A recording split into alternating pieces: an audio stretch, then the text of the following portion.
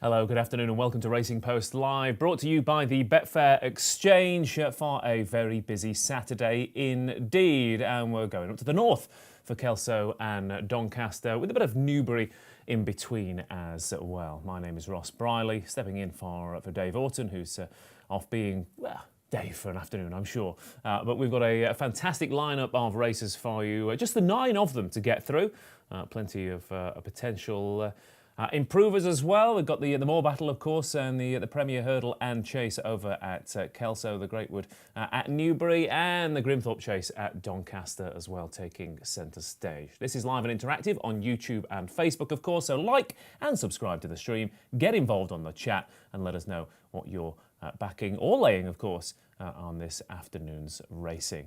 We'll be cobbling together a lucky 15 as well, and hopefully picking a few winners and winning a bit of cash for charity in the process. But we've got some northern action, but some southern jockeys in the studio to take us through it this afternoon. And I was with them last month, and we had a cracking time. And the man to my left was in scintillating form, tipping winners left, right, and centre. So will Mattie Batch continue at that breakneck pace that he set last month? Let's hope so, Ross. Yeah, I'm absolutely on fire. So yeah, just in general, just in life? general, yeah, just in life, really. Yeah. everything going great. Yeah, just flat out. Yeah, working and yeah. making ends meet is tough. I mean, it is. I mean, everything costs twice as much these days, isn't it? Well, absolutely. Yeah, including petrol. Yeah. We sound like old men already, don't we? We are old men, Ross. Starting to feel it. Kelso, Newbury, Doncaster. It's again we've got a bit of a different mix. What's your experience with Kelso in particular? Well, I'm glad you asked, Ross. I have got a great record up there. It is 100%. Is it? One ride, one winner. Lovely. What was that? King Harold. Fantastic. Yeah, lovely. For the Bradstocks, yeah. But I did get a nosebleed because it's too far north for me. It is, yeah. You thought, that's it, I'm quitting while I'm ahead. Yeah, that's it, yeah. One ride, that's it, yeah. And Newbury, yeah, good memories. And Donny had a bit of luck up at Donny as well. So, yeah, all good places. Oh. There we go. Look at that. That's, and Charlie Poste is in the studio as well with Mattie Batch. And I don't think there's any room for you today, Charlie. I tell you what, I mean, with a resume like Batch's, you know, it's hard to front up, really, if I'm honest, Ross, you know. Yeah, but what a man. Yeah, Newbury, Doncaster, Kelso. What's your preferred track out of the 3? Well, I won the Greatwood Gold Cup and I won the Grimthorpe, so today's a good weekend for me. You know, I'm going to go right back at Batch. Oh, Kelso, he just put me right in the place. Kelso less successful. I have a 0% strike rate at Kelso. I had a few rides there, no joy. Right. Like Batch, a bit of a long way from home. Yeah, it is. It's a bit of a long way from home. I mean, I live in Leeds, and we stayed there a couple of weeks ago, and even then, you get halfway there, and you think, oh, just even one people road. that live in Scotland think it's too far to go. So yeah, beautiful part of the world, though. Amazing, yeah. Cracking track and hey, the prize money they put on today deserves to be massively applauded, you know. Yeah, and they've got the entries they deserve as well. As obviously the Morebattle is now a handicap and threw up the shunter last year before going on to Cheltenham Festival Glory. We've got some talented animals lining up over at Kelso this afternoon. And Barry Orr joining us from Betfair with a tips coming out of your ears, left, right and centre, Barry. We've got 9 races, you've got lucky 15s, you've got backs, you've got lays. I've seen your selections. It's there's a lot going on. Yeah, there is. Across 3 race courses, there's plenty going on, a lot to get stuck into to showcase the functionality of the exchange and the sportsbook, Ross. So looking forward to that in the company of you 3 guys. What's your vibe on this afternoon, Barry? Are you are the selections confident, or are we tiptoeing in? Well, always confident, Ross. I think you have to be in this game, don't you? I think Paul Nicholsyard's beginning to hit a bit of form, which is a good sign. Looking forward to a couple of his runners today. And also, like you flagged up there, the Morebattle, since they made it a handicap, they've been rewarded with decent fields. The Shunter landed a 100k bonus last year by winning the Morebattle and going on to land a race at the festival. And I'm not sure, is there a 100k bonus this time around? That is a good question. I haven't seen it. It was a question I was actually going to ask you. Yeah, I haven't seen it promoted. I'm not sure. They might have had their fill of it after last year. Yeah, I'd say so. Yeah, licking their wounds. Yeah. They probably thought, well, we'll get a few years out of this, and we'll get a bit of publicity, and then suddenly the pot was emptied first year. Whether we're going to get like I said, a Morebattle to Cheltenham winner remains to be seen, but hopefully we can find a winner I think my most confident selection of the day probably is in the Morebattle, so fingers crossed that runs a good race. But Barry, we'll start off with your lucky 15. What are the horses, what are the picks, and what's the charity for today? Yeah, well, we haven't picked a charity yet for the month of March, so happy for all our viewers who interact with the show on YouTube to suggest a horse racing charity, be it equine or human, and we'll take a steer for them. So keep an eye out on the social engagements on YouTube. But the lucky 15, we're going to kick off in the 150 in Newbury, aforementioned Paul Nicholls runner, Tamarack du Matin. I think that will come on a stone for its run in Sandown last day. Then we're going to go to the 205 in Kelso, where we're going to back Kaiser, who sneaks in at the bottom of the handicap there. We're going to stay in Kelso for the Morebattle, the 315. I'm going to put in Buva there. Massive drifter. Nicky Henderson, as negative as ever about the horse, but I think his first run back could be his best. And then in Doncaster in the 220 in the Mayor's Hurdle, we're going to back Sweet Street, who's coming over from Ireland at a massive price as well, around 50 to 1. If they all come in, it's around 30 grand for the charity. We're doing a £1 each way lucky 15, 6 doubles, 4 trebles, an accumulator and 4 singles. Costs us 30 quid, 15 bets each way. Costs us 30 quid, 30 grand. Fingers crossed if they were all to come in, even if multiple of them were to come in, some cross doubles and trebles if we were to get up, especially if Sweet Street was to win, we'd get a nice payday off that. I just might remind viewers about our Grow Your Roar campaign. It's week 2. Bet 20 quid on the Sportsbook or Exchange to add £10 to your Cheltenham free bet pot. So you bet 20 quid across the weekend. It can be on anything horse racing related. It can be £21 bets or 4-5er bets, whatever way you want to do it. We'll give you a tenner. Those bets will be credited. Those free bets will be credited to your account on the Monday, the 14th of March, just in time for the Cheltenham Festival. So Grow Your Roar week 2. Add your Cheltenham free bet pot by betting £20 on the Sportsbook or Exchange today and tomorrow. Okay, lovely stuff. There we go. Lucky 15 on then.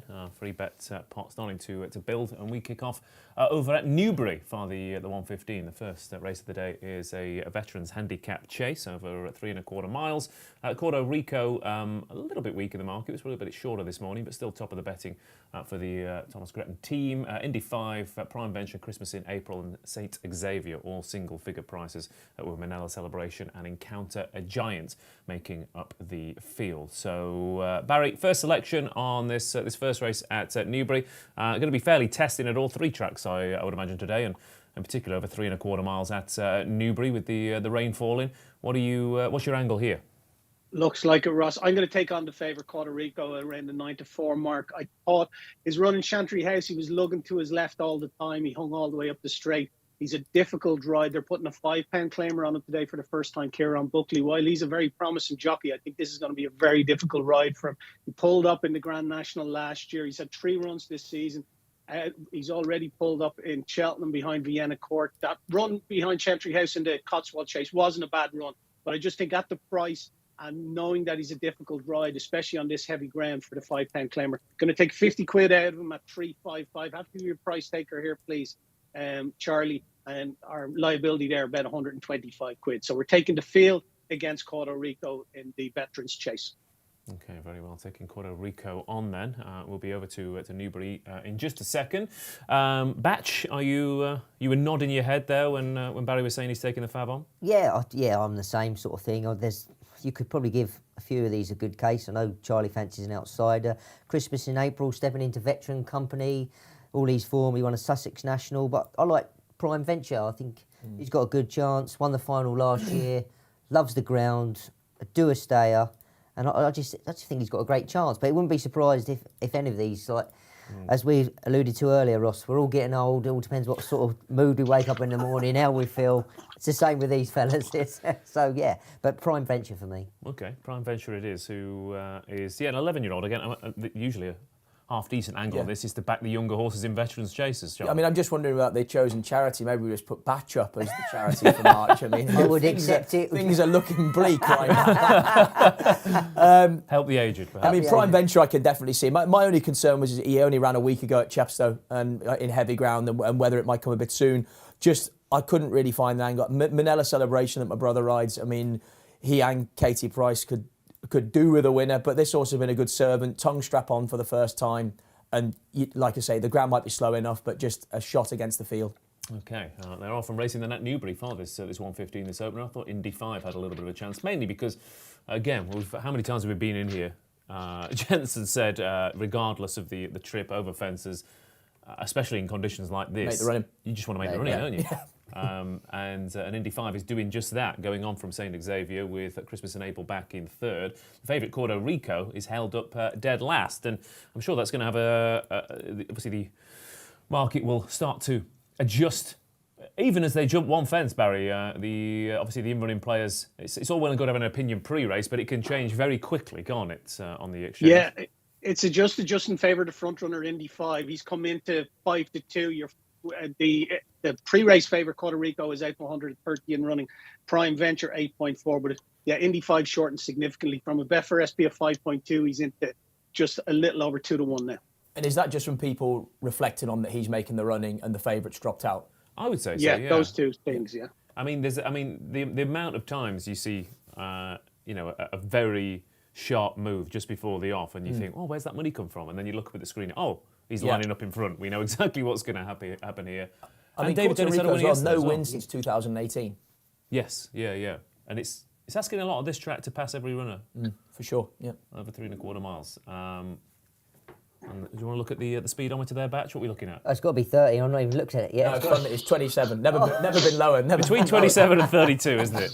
Every time. So, but in theory, that's a fairly reasonably steady pace for Indy 5, who made all the running to score last time out. Sorry, a couple of starts ago, and was chinned last time out. And David Dennis, he'd been struggling a little bit this season, but he had a wide margin winner at Donny yesterday. Yeah, it's good to see. Yeah, good lad, Dave, and I think I remember riding for his dad, and he's a lovely lad, and it's good to see him have some winners again.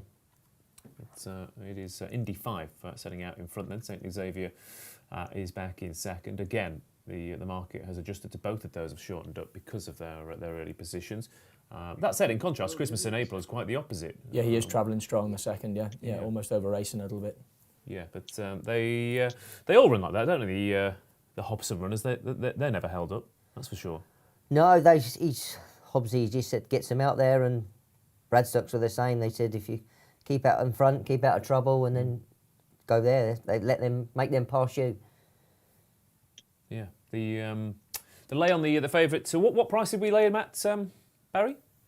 We laid him at 3.5, so 5-2. He went out to nearly 7-2. We could have cashed out for a 10 quid profit, but he's back into 9-4 now. He seems to be travelling sweet. They're all travelling well themselves. They're not going any mad gallop.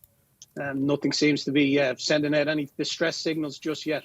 Yeah, but again, Indy 5 keeps shifting a little right all the time, just marginally, but certainly when he's making the fence on a short stride, he does shift away to his right.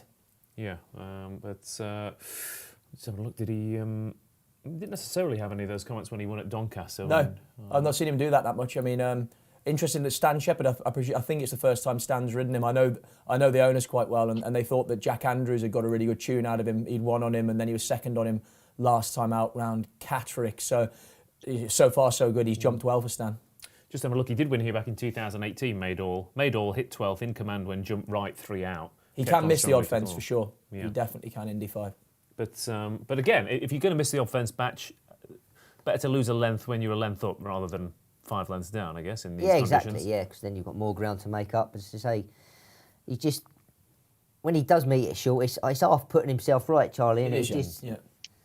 What are we thinking here, Batch? Where would you want to be right now? Listen, there's on a desert island, perhaps, with a pina colada? Barbados on the beach. Oh, second horse just got in a bit close to that, St. Xavier.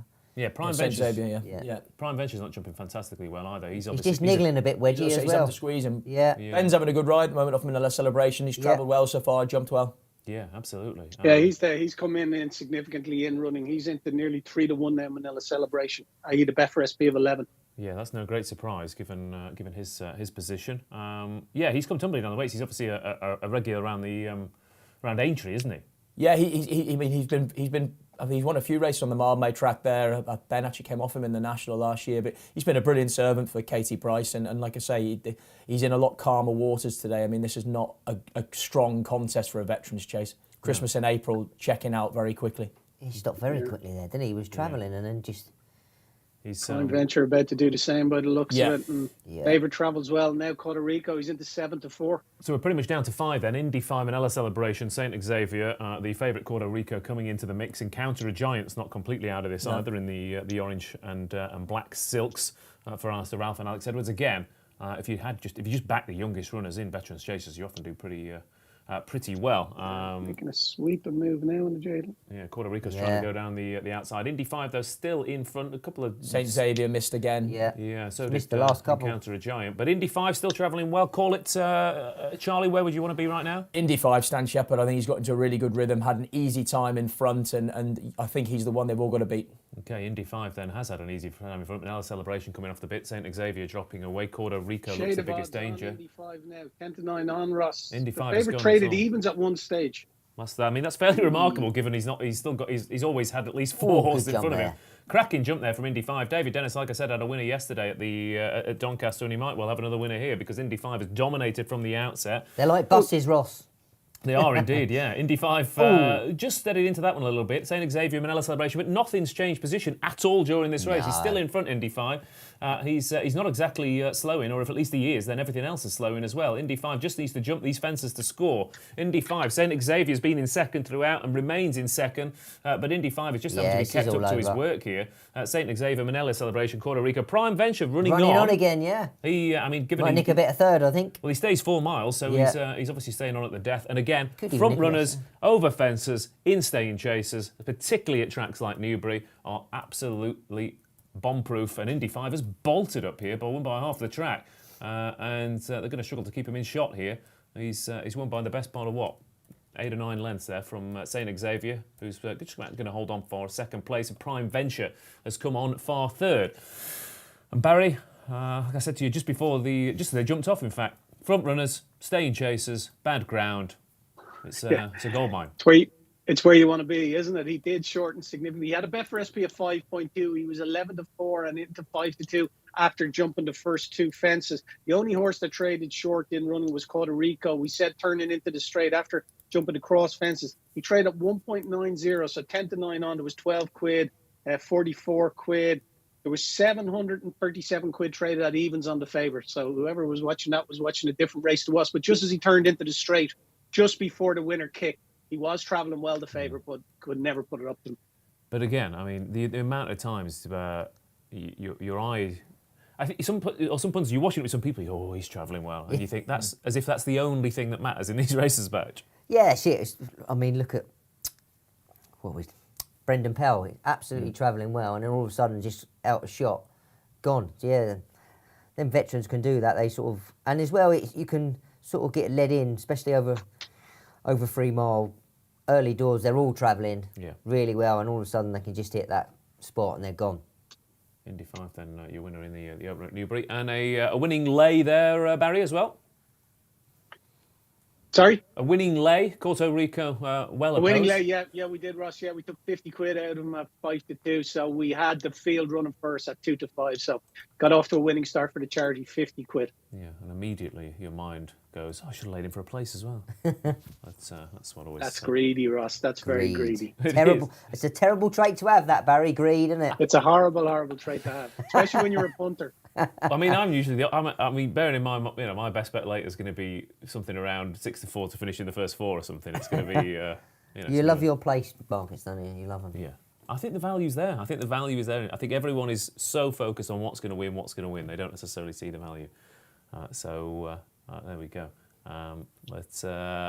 We go back to Kelso in a second. Charlie, what did you make of that contest? It wasn't a contest, was it? It wasn't. I mean, look, Stan Shepherd got Indy 5 out in front, got into a great rhythm. Standards, as we've said all along, throughout the winter, that in front and staying chasers are 100% the place to be. And yeah, I think it was a good tactical ride. He's taken advantage of the situation, which as a jockey is what you're paid to do. And he's utilised it to best advantage. David Dennis again, like we said, having a tough time, but you've got to. It's always bolted up at Doncaster yesterday. That's bolted up here. It just gives everyone, especially in the yard, before yesterday, everyone in the yard would be like, we hadn't had a winner for a while. And then that comes along, and then a winner at Newbury. It doesn't matter, it's Newbury. It doesn't what month, what year it is. It's Newbury, and all of a sudden, everyone's attitude, everyone's perked up and start enjoying coming into work again. And it's just good for the whole yard and David Dennis. Well, they've just won just over 15 grand for a horse race at 121. There you go. And it's good that they put these veterans races on and for horses like that to go and get some good prize money. Absolutely, yeah. There we go. Right, Newbury off and away then with Indy 5, an all-the-way winner. That could be the order of the day for quite a few of the races. We'll be over to Kelso next for our next contest, the 132 at the Premier Novices Hurdle, a Grade 2 race. Of course, won by my Drogo last year, and won by some nice starts as well. Rouge Vif, Le Presien. We've had some festival winners take this and then go on to score in decent races. North Lodge and Richmond Lake both have form with some very interesting horses who could be lining up at Cheltenham in a couple of weeks. They are vying for favouritism. Bold Endeavour, so far unbeaten, and Sherlock Jack, who's got a lovely pedigree and bolted up at Wetherby last time out for the Skeleton team, who, as I said, won this last year with my Drogo. And even Honor Jonk has got a little bit of a squeak here, Barry. It's not a bad little lineup this for a Grade 2 this time of year, is it? It's a real tasty little race, Ross. It has to be said. North Lodge, who I backed last day in Cheltenham, I think might have been somewhat fortunate there because the favoured unseeded rider, we know that he's a real monster of a horse, quite literally, that day. But North Lodge currently 3.6, Richmond Lake 3.75, 7-4 Bold Endeavour, Jack is 8. I was giving him a chance. He danced in Leicester. Now, the form of the race hasn't mounted to a hill of beans, and his win in Wetherby hasn't amounted to much either. But it has to be said, he won them both with his head in his chest. He looks a really, really smart prospect, and interested to see they're throwing him in here. But I'm going to stick with North Lodge. I just thought that win in Cheltenham, the time before that, he weren't first time up. There is a slight concern about stable form. Alan King's stable not really firing. I think he's only 20 or 5% in the last with his runners over the last 2 weeks. So that is a bit of a concern. But this looked a real nice horse to me in Cheltenham when he won the Grade 2. And I'm going to stick with him here. We're just going to have the 50 quid win on him. We'll look back him at 3.85, please, Charlie. We're just having a bit of an internet problem with and which is not my fault.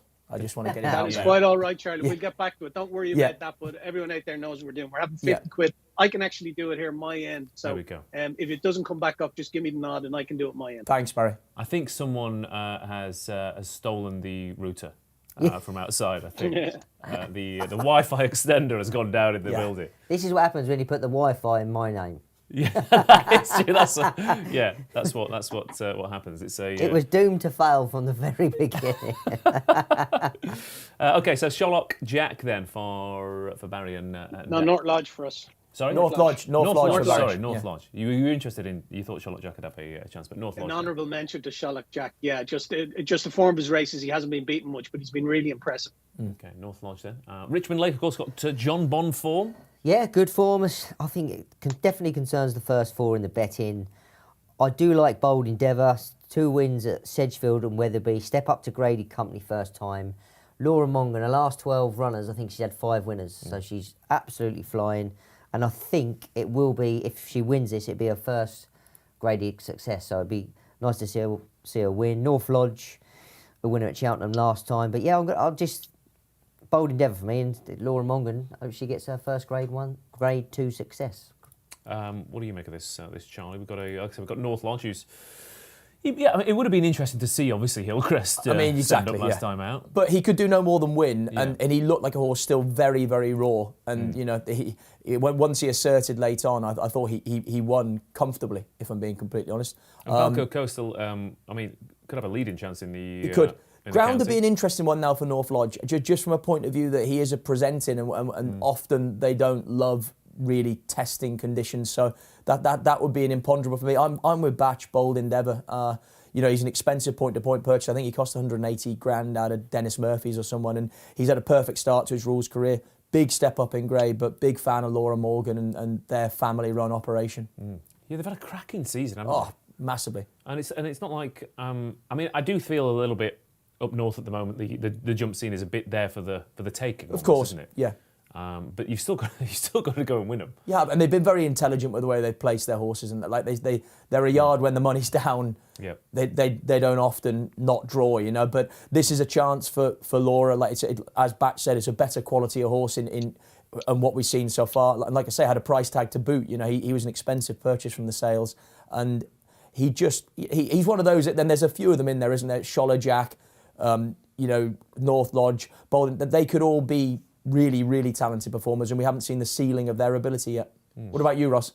I'm interested in Richmond Lake. I mean, I can't quite work out whether there's a possibility there's a few quirks, I think, mentally for him. But as he showed when he looked like he might have a chance of beating North Lodge, and then he jumped quite badly left a couple of times in the home straight. But I did wonder that Brian Hughes might well be the difference. Theo Giller was on board that day. So I think that John Bon form is very good for this grade. The speed figures are there. The conditions are spot on.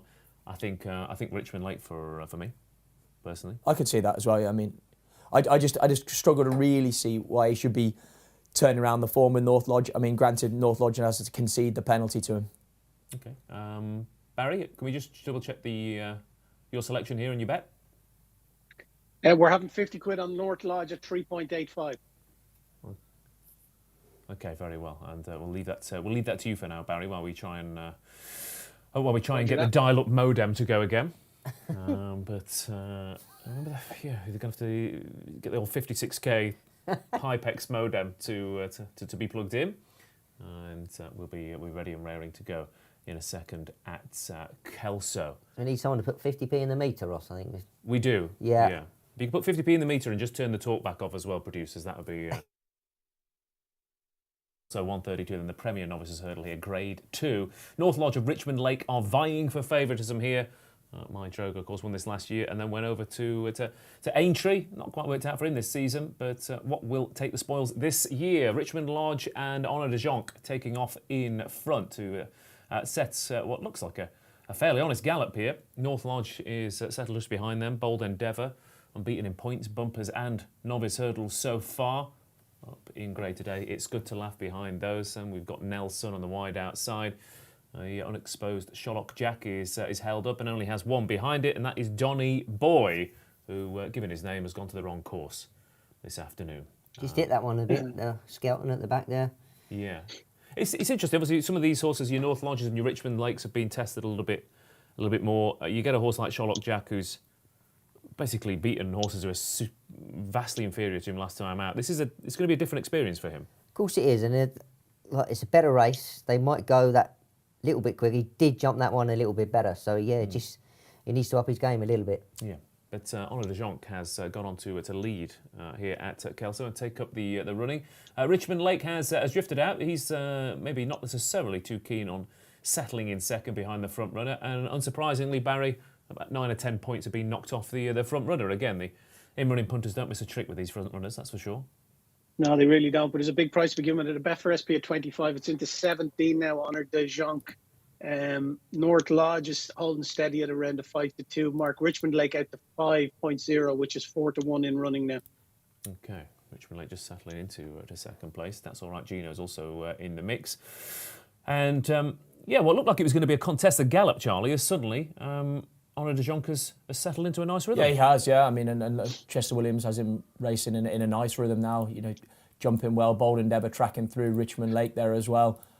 Just favourite again, mid-division. Seems to be travelling okay. You know, Adrian Heskin seems happy enough right now. Yeah, he's not jumped those last two with a huge amount of fluency in North Lodge. Maybe I just thought he maybe just got a little bit unsighted, or he might have just got on sight. He just got into the bottom of a bit, but he was clever at the same time, Ross. You know. Yeah. I mean, he is dropping in trip as well, so... it might just sort of... When you drop down in trip, it just takes him out of their comfort zone a little bit. Yeah. Honor de Jonc, then, is setting the pace from Bold Endeavour. We've got Richmond Lake, It's Good to Laugh.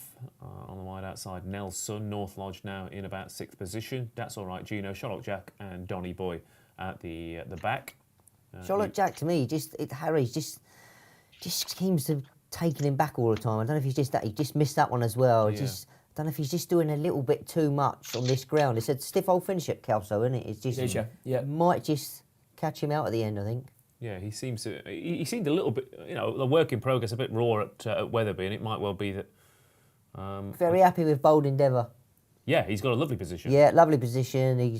He's out a bit wide, not too wide. He's travelling, he's jumping, and no, very happy the way he's travelling. Yeah, and David Noonan has moved him up confidently to sit on the heels of the leader, and they're just slowing down here, just stacking them up in behind. Honor de Jonc, who was a wide margin winner a couple of starts ago over at Exeter in terrible ground. Bold Endeavour not so great there, Charlie. No, he wasn't. He's missed out, and David Noonan immediately has had to get in behind and sort of chivvy him along. I've said it. Getting at it, aren't they? They are, yeah. I'd say I'd say we must have had a very much massive lift in tempo all of a sudden. Well, Richmond Lake has suddenly taken this up and gone through gears and gone odds on here, Barry, as they turn into the home straight. He has. He's 1.89. They went from 28 to 34 in a matter of strides there, miles per hour that is. But he's set sail for home a long way out. He's 1.85 now, so he's odds on 4 to 5. North Lodge is now trading at evens, would you believe? Will North Lodge outstay Richmond Lake? Has he gone too soon? Richmond Lake now under the pump. North Lodge in second. Back behind those. Nelson's got a definite chance as well. Was beaten further behind Richmond Lake behind on John Bond last time out, but might well reverse the form here. Honor de Jonc's dropped out. Bold Endeavour struggling. Richmond Lake, North Lodge. North Lodge jumps that well. And Richmond Lake falls and brings down Donny Boy there, but it's Nelson and North Lodge. North Lodge was a winner over 2.5 last time out. Here comes Nelson on the wide outside up towards the line. I think Nelson has just nailed him. Got there. Looks like Nelson might well have nailed Bold North Endeavour Lodge. was third, was he? Yeah. On the line there, and the Langdale Bloodstock Silks, of course, the Simply Ned colours. Look like they've got a Grade 2 win there with Nelson. North Lodge back in second place. There was a big gap back to what was third in the end? Bold Endeavour, I think, yeah. And Richmond Lake, a faller when...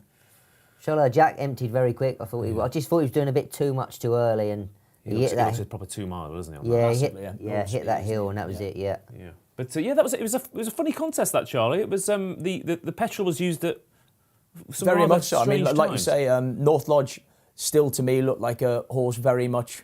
You'd worry that. I mean, I don't know if Cheltenham is the plan, but you'd worry that it might be a year too soon for him. You know, he looks like, to me, real good gallop round Cheltenham. He could get himself into trouble, and I mean, Nelson looks for all the world like a thorough stayer, but muddling tempo, I'd say, and then, like I say, a massive lift of pace turning in, which seemed to catch a lot of them flat-footed. Well, they've gone from all travelling all right. I thought Bold Endeavour was so happy, and then all of a sudden they injected that bit of pace, and then all of a sudden there's loads of them off the bridle. It's just caught them on the hop a bit, I think. Yeah, Bold Endeavour, he seemed to make a little bit of a mistake at the exact moment that they went through the gears. Yeah. And then he stayed on again up the hill and finished third all on his own. Yeah. Talk to us about the story of the race there, because we should have had at least 3 horses. Winner traded at a high, and the winner traded at a high of 90. North Lodge traded at a low of 9 to 1 on 1.11, and Richmond Lake traded at a low of 2 to 1 on 1.50. So plenty of in-running news there. The winner just getting up in the shadows of the post, unfortunately for the charity. And for me. Yes, it was an anguished cry in my ear there, Barry, because it looked like he timed it to perfection.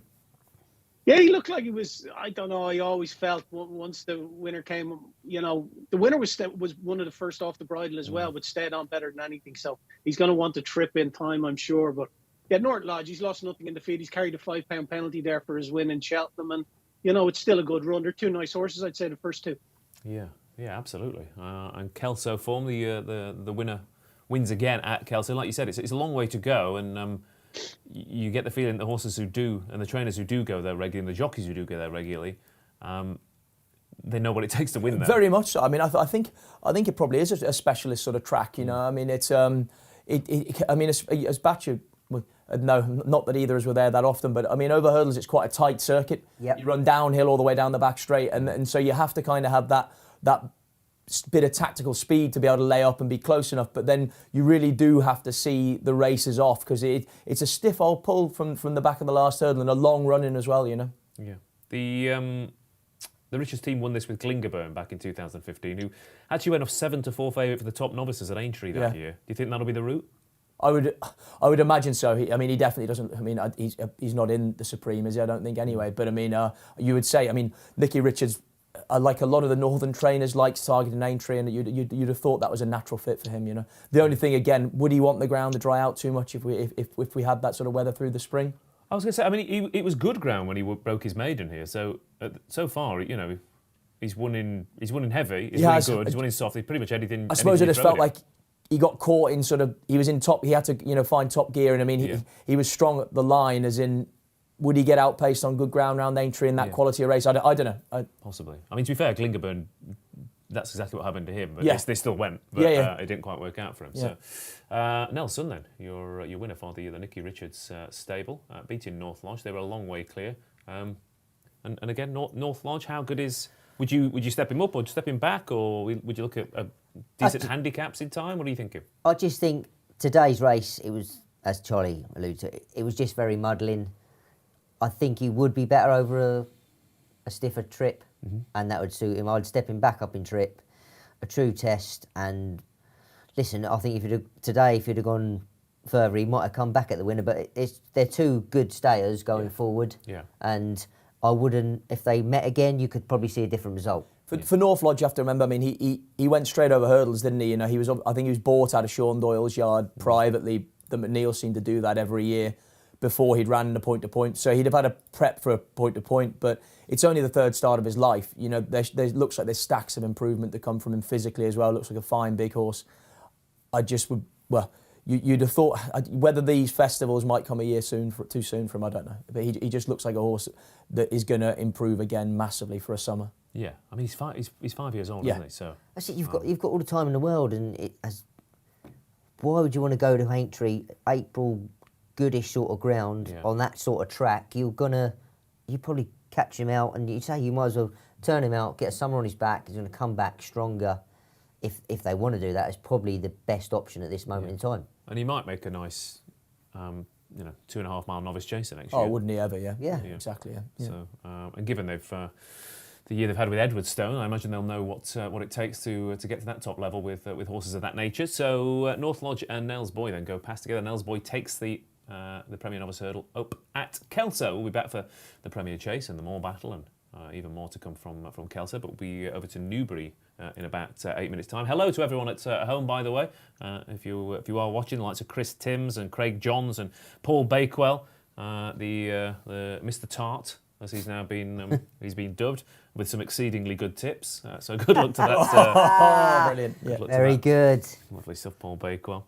And Trevor Meeks, Luke Salmon, Mally Draycott and Andy Sim all got in touch with you. If you want to get in touch on the YouTube chat, please do so. And we will try and squeeze your selections and thoughts and feelings in. And of course, we're only a couple of weeks away from the Midlands National, of course, which everyone's looking forward to.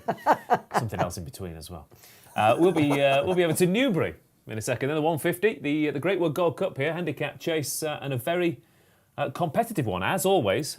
But these 2.5 mile handicap chasers, whether they're at Cheltenham or Ascot or Kempton or Newbury, they always get a good field. And this year's Greatwood is no different. Faranay, Tamarack du Matham and Dublin 4, all around the 5-1 mark on the exchange. Glenforce are about 7.4 and 10.5 and bigger the rest here. And like I said, you don't get small fiddly fields in these events, do you, Barry?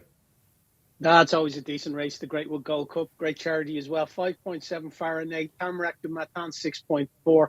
Dublin 4, that was initially favoured when we first went up with this race in the sportsbook, was a 7-2 chance, is at 6.2. So he's a bit of a negative. Glen 4 is a not without a chance, 7.4, and it's 10.5. War. I like Tamarack du Matham in it. Am I placing the bet here, guys, or are you, or what's happening? I think you best place the bet, Barry. We're just trying to. I'm placing the bet. Yeah. Yeah, we're trying to reconnect now. But, I'm backing Tamarack du Matham at 6.2. Happy to be a price taker here. We're going to have 50 quid in the second run after a wind up. He finished second to his stable companion last day, and that was the only chink of light in what was a very dark weekend for Paul Nicholls that day in Kempton or Sandown. And I just thought that he's rated 142 now. He was 145 or 150 after he won the Pendle last year. He still retains a lot of his old ability. I'd say he'll come on significantly for that run. The ground is a concern, though, it has to be said. But Tamarack du Matham, 50 quid at 6.2 on him to win 260 quid. Okay. Did I say 60? I meant 50. 50 quid at 6.2. 50 quid at 6.2, not 60 quid at 5.2. Get that absolutely Perfect. right. Tamarat Damathan then for the Nichols stable, who's back up in trip, won the Pendle, of course, which the same connections did with Pic Dorhy last week. Fantastic ride that was. Yeah, wasn't Dory. it? Yeah. Jockey made the difference there. Like, really committed ride, and I thought fantastic. Yeah, from Harry Cobden. Will he do the same here? He will. Yeah. Well, there we go. Yeah. Confident. Seamless link. Yeah. Yeah. As in second run back from the wind up. Actually, it was interesting during the week, wasn't it? Willie Mullins saying that he doesn't really believe in the wind ups and all of that, and it has to take a lot of convincing before he'll give a horse one. Whereas Paul Nicholls is completely the opposite. They seem to do it as a matter of course, whether the horse has a problem or not. So yeah, Tamarat Damathan has had his wind tweaked. It looked to me like this was maybe a bit of a key up for this when he ran behind stablemate Dolos at Sandown, and yeah, I'm pretty confident about Tamarat Damathan. Yeah. Do you think Willie Mullins just sees what everyone else is doing and thinks, I'll do the opposite. I'll do the opposite. Potentially, yeah. I mean, it doesn't seem to do him any harm. But I mean, the win thing has become a huge thing in the industry, hasn't it? Yeah. And I just thought it was very interesting that Willie Mullins, industry leader, wasn't buying into it in any way the same form as, say, Paul Nicholls would. I mean, like I say, Paul Nicholls swears by it. Yeah, he does indeed. Tamarat Damathan then, second time after a wind up, which statistically is always the better way to approach it, as it takes the horses one go to realise, oh, I can breathe. I can breathe. Yeah, that's it. That's what they say. And after the second run, and I mean, I've seen him come out and win first time out afterwards. But the general thing is, it takes a first run to suss out, and then second run they go in.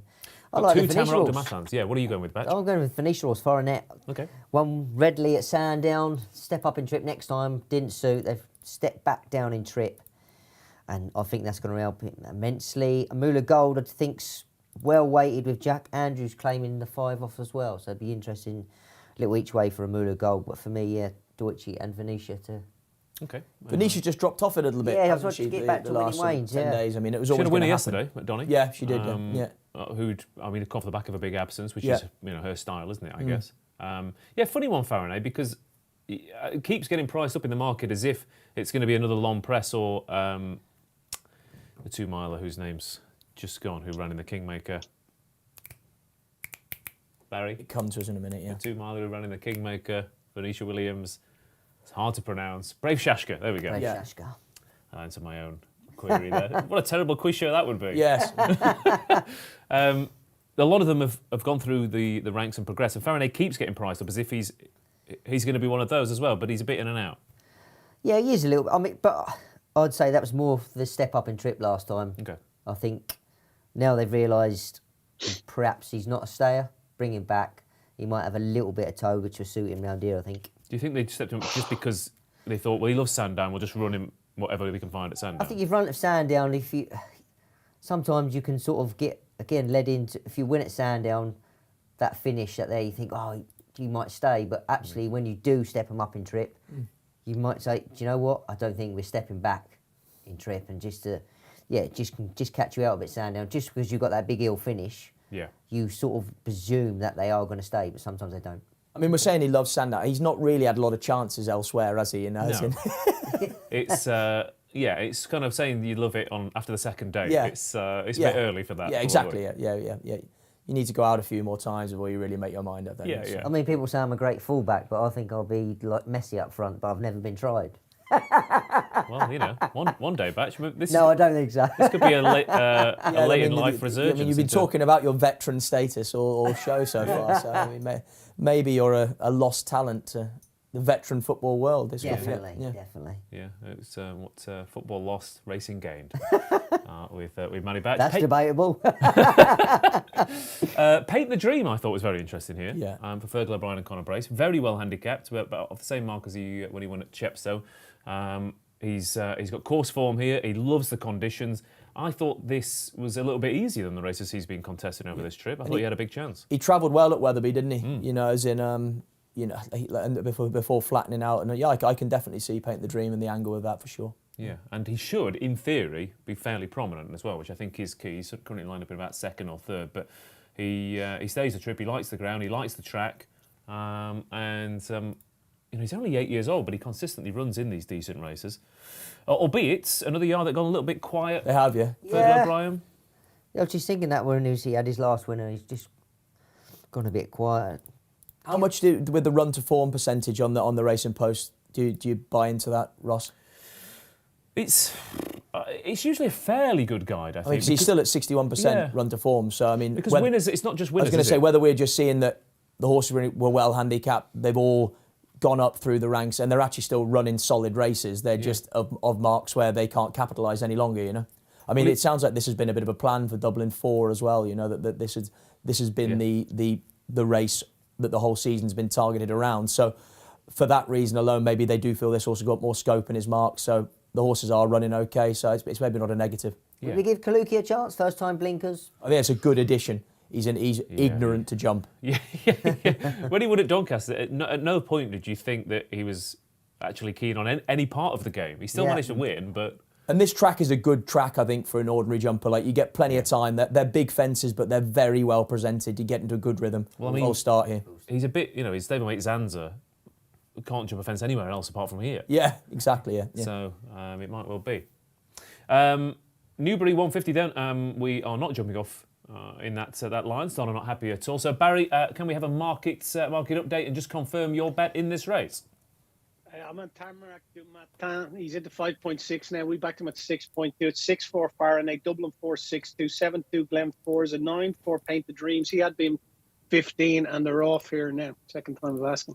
Lovely stuff. Jump away then over at Newbury here for this valuable 2.5 mile Greatwood Gold Cup. And into the first fence, it is Kaluki with those blinkers on, who has gone on to lead up from Tamarack du Matin. Fahrenheit did not jump that particularly well, maybe a little bit unsighted and struggling to get that decent early position. Dublin 4 is giving the rest of them a little bit of a head start. Paint the Dream just sat in second, but Kaluki, who most of the time, Charlie, looks disinterested in the game. They put the blinkers on and he's lit him up. He's off. Yeah, and I like to see that. But putting the blinkers on and being aggressive with it. As if you're going to go for it, you may as well go for it all in, and he winged that fence.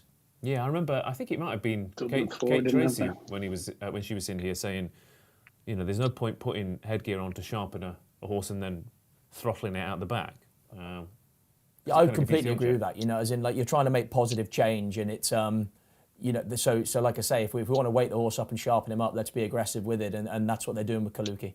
Yeah, okay. They are into the home straight for the first time. Then Kaluki, Paint the Dream, and Tamarack du Matin just on the wide outside. Senior Citizen is in third, from one Senior Citizen to another. Batch, what are you thinking?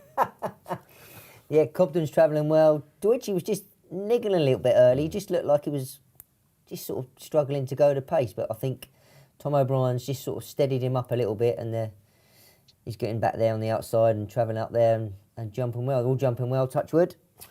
We've had one horse make all the running so far. Kaluki pinged the water jump there. Barry, no surprise to see him come crashing in the market. Yeah, he's into 7.4 now, so he's 13-2. He had a Betfair SP of 20-1, 21.0, 6.8 Fahrenheit now. Tamarack du Matin's into 3.5. We can cash out of our charity bet for 40 quid now if we wanted to, but we'll leave that go. Glen 4 is out to 12.5. Mark doesn't want him. And 13 Amula Gold still ducking in there. Yeah, Tamarack du Matin, Harry Cobden there. That was a decision there, wasn't it, to say I'm not letting this horse get too much space. I'm going to move up a few positions, get on the heels of him, so I'm ready to challenge there, Charlie. Very much so. And Paint the Dream, Conor Brace, very aggressively gone by Kaluki. It's going to be interesting now to see how Kaluki responds to this, as in he's had things his own way the whole way through the early part of this race, and now being taken on, it'll be interesting to see how much of an effect the blinkers have. It looks like he's just spat the dummy out a little bit, didn't he, after that being taken on. Yeah, and just missed the fence there a little bit, from winging fence he got in deep. Dublin 4 went out to his left there. He's raced a little bit behind the bridle seemingly as well. Conor Brace, have you got to be a bit careful as a jockey here obviously he's made a decision to think, look, if I go and take him on, he's going to drop out and I'm going to then have that nice sit. But you've got to get that right, haven't you? Yeah, definitely. You're on slowest ground and it's still a long way from home. Yeah. So it is a brave decision to make. But listen, he knows his horse, he knows what he's capable of. So it's... What it has done is it's finished Kaluki. Yeah. As in... But then at the start of the race, would you be worried about Kaluki? So... A Moolah Gold backtracking. Have you taken as out well. a rival you didn't Need to need to have take to, out? yeah. Yeah. A Moolah Gold backtracking. Seems to go best round Ascot for Bridget Andrews, doesn't he? But a Moolah Gold. What we need to remember here, of course, is the 2 Fergal O'Brien horses in, and Dublin 4 does need a good pace. So there's a potential that Conor Brace thought, well, I'm going to take this up, and if I fade away, there's a possibly my stablemate will pick up the pieces here. But it's Paint the Dream Senior Citizen. Glen Fours are coming into it now as well. Tamarak Damatha, Amorda Nui Kaluki has really given up the ghost a bit at the back. But Paint the Dream has now kicked on, and it has been hard to make up ground as at Newbury all season over fences, and in particular in that first race here. So I'm hoping that Conor Brace just keeps on going. A well-handicapped course winner here for the Fergal O'Brien stable, and if anything, I think his stablemate might be the biggest danger here, Charlie. Yeah, I mean, Paddy is riding a very patient race on Dublin 4. I mean, but like I say, I think I completely agree with you. I think Paint the Dream is the one that they've all got to get by. I mean, and certainly he's loose on the front end, and he's going to take a bit of pegging back. Yeah, he is. Paint the Dream still in front Yeah, of a that lot of senior pegging back citizen, there. Glen Forster and Tamarak Damathan, and a lovely lovely jump there from Oh, Paint the a Dream. little Conor look Brace has round. looked round as if to say, where the hell are you all? I've got this race wrapped up here. Dublin 4 is struggling to pick up. Senior Citizens going backwards. The Mania Silks have killed the start. What a great move down the back, Ross. What a great move down the back from Conor Brace. And it's Tactical genius. I mean, admittedly, the way Paint the Dream's winning this race, I think he could have done anything and still hacked up. But Dublin 4 might run on for second. It might be a 1-2 here for Fergal O'Brien, but Paint the Dream booted into it, doesn't even break a sweat to jump that fence, and has Owned by his dad as well. impressive. Owned by his dad, yeah. That is a wide margin winner. Paint the Dream has absolutely hacked up here over at Newbury.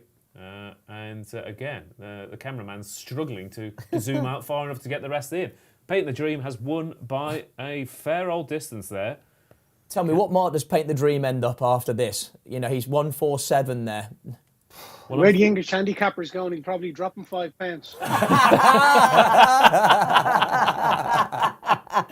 Come on now, Barry, we've got to Come on, even things Barry, up somehow. don't be like that. Yeah. What an objective comment, Barry. He actually he picks up a negative penalty for Cheltenham if he's in there somewhere. So they take 5 off for that. I mean, it could well be the entry for the fences, not the big one, obviously, but Topham. Topham, yeah. Oh, I mean, that was suiting down to the ground, wouldn't it? I'd have said so, yeah. But Paint the Dream is absolutely bolted up here, and double salt in the wound there with that comment, Barry, as Tamarak Damathan has beat the rest comfortably. Yeah, well, I think they were all drunk in behind him. The winners relished the conditions, and he's ran out convincing winner. I don't think he's entered in anything bar what he was in today, so they'll have to sit down and make a plan with him when they get his revised mark. Tamarak Damathan traded at a low in running of 2-1, would you believe? 395 quid at 3.1. Couldn't see it myself, but there you go.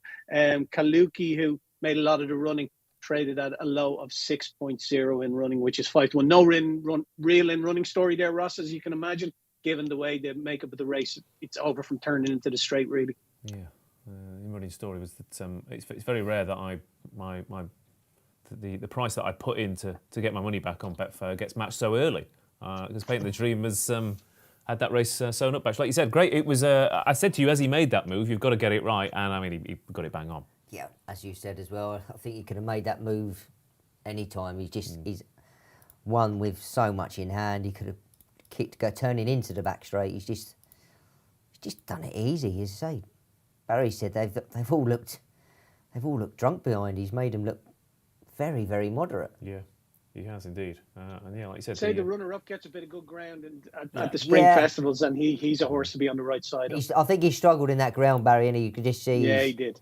I mean, He wants good ground. Are we thinking air might be a good angle, perhaps? That'd be a race. Well, the way Nichols goes, entry air, that sort of job, definitely. Yeah. You'd definitely be looking for the Topham for the winner, wouldn't you, I think? Yeah.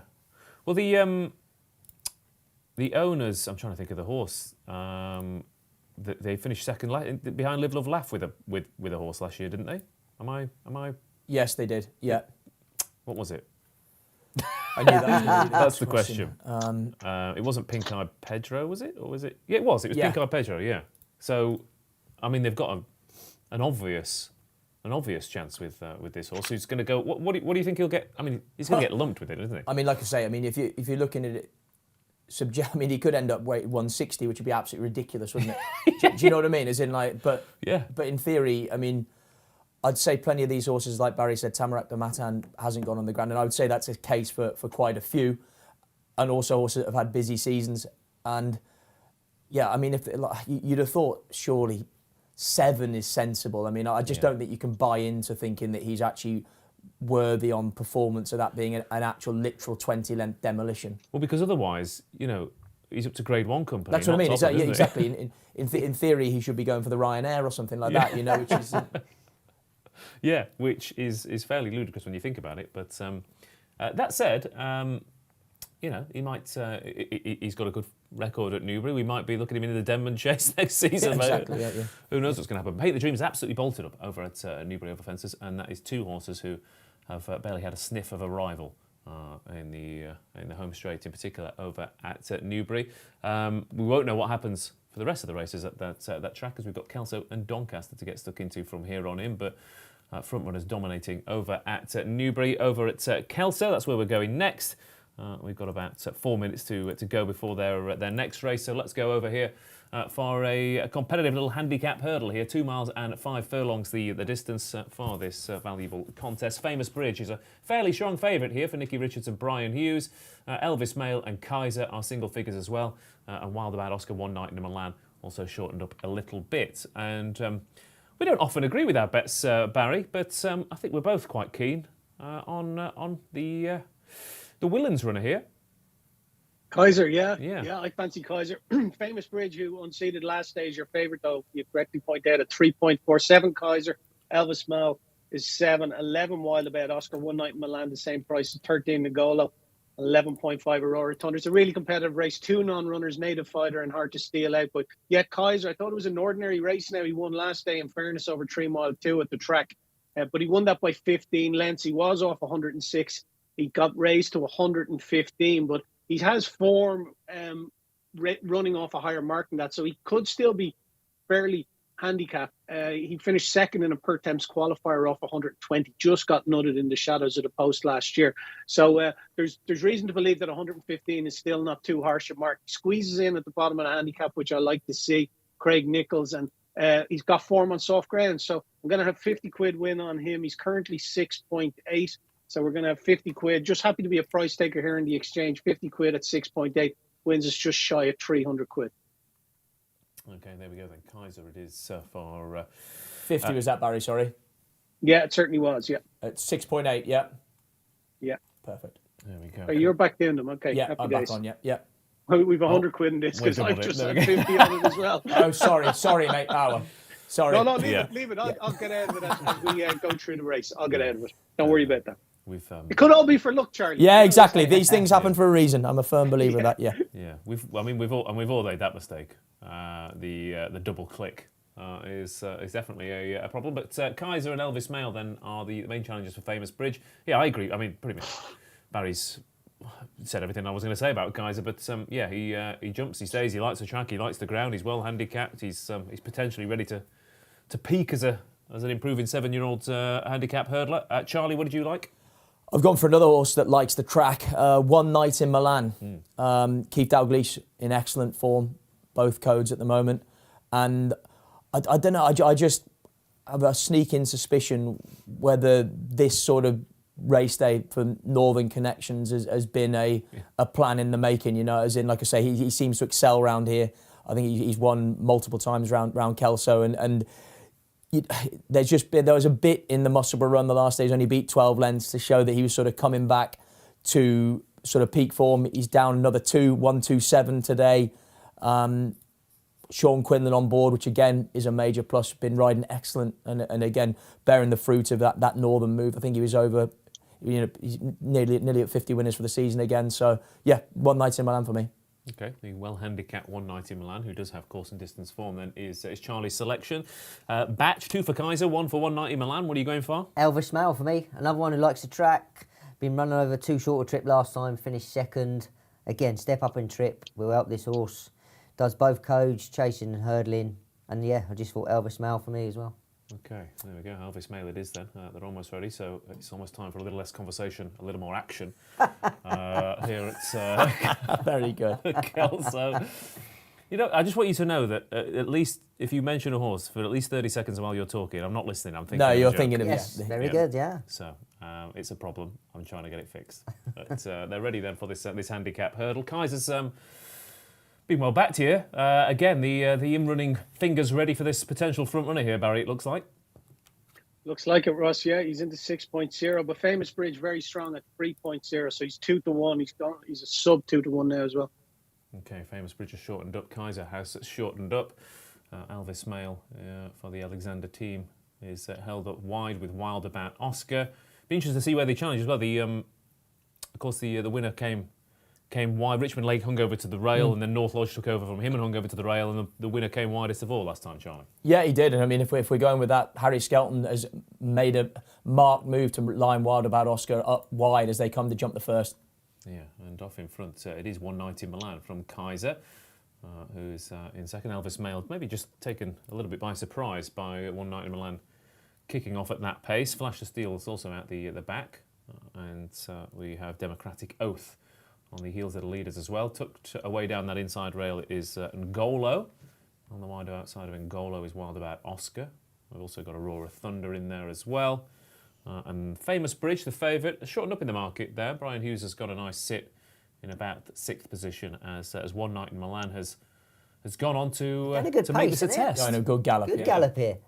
Well, he's been running over 3 miles, so that you'd imagine he's thinking, right, I've got the stamina of you. Yeah, true, but yeah, I mean, he's not taking any prisoners.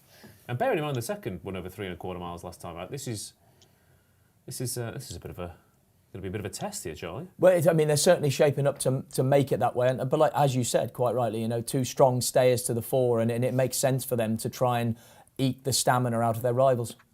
Ngolo on the inside, Famous Bridge, just moving up a place or two. Democratic Oath, the one that's just being, or was it Get Out the Gate? In fact, wasn't it? It was the second colours there for Sandy Thompson, just being asked to keep up with things. And Elvis Mail dropped out, but. I don't think that was through choice. I think he was just struggling to go the early pace, and they've steadied it up a bit, and he's just latched onto the back of him now. Yeah, you're right. You're right, Barry. Having a little. No, he's struggling to go to pace. I think that was it for sure. Yeah, struggling to go to pace. I could imagine him coming in after riding one and not wanting to tell the owner that it's useless and just saying, he was struggling to go to pace early.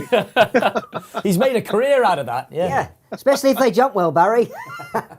Get another fee out of them, isn't that right? Oh yeah, exactly. Yeah. Do you have a little black book of diplomatic excuses as you come in? Yes. Actually, he was.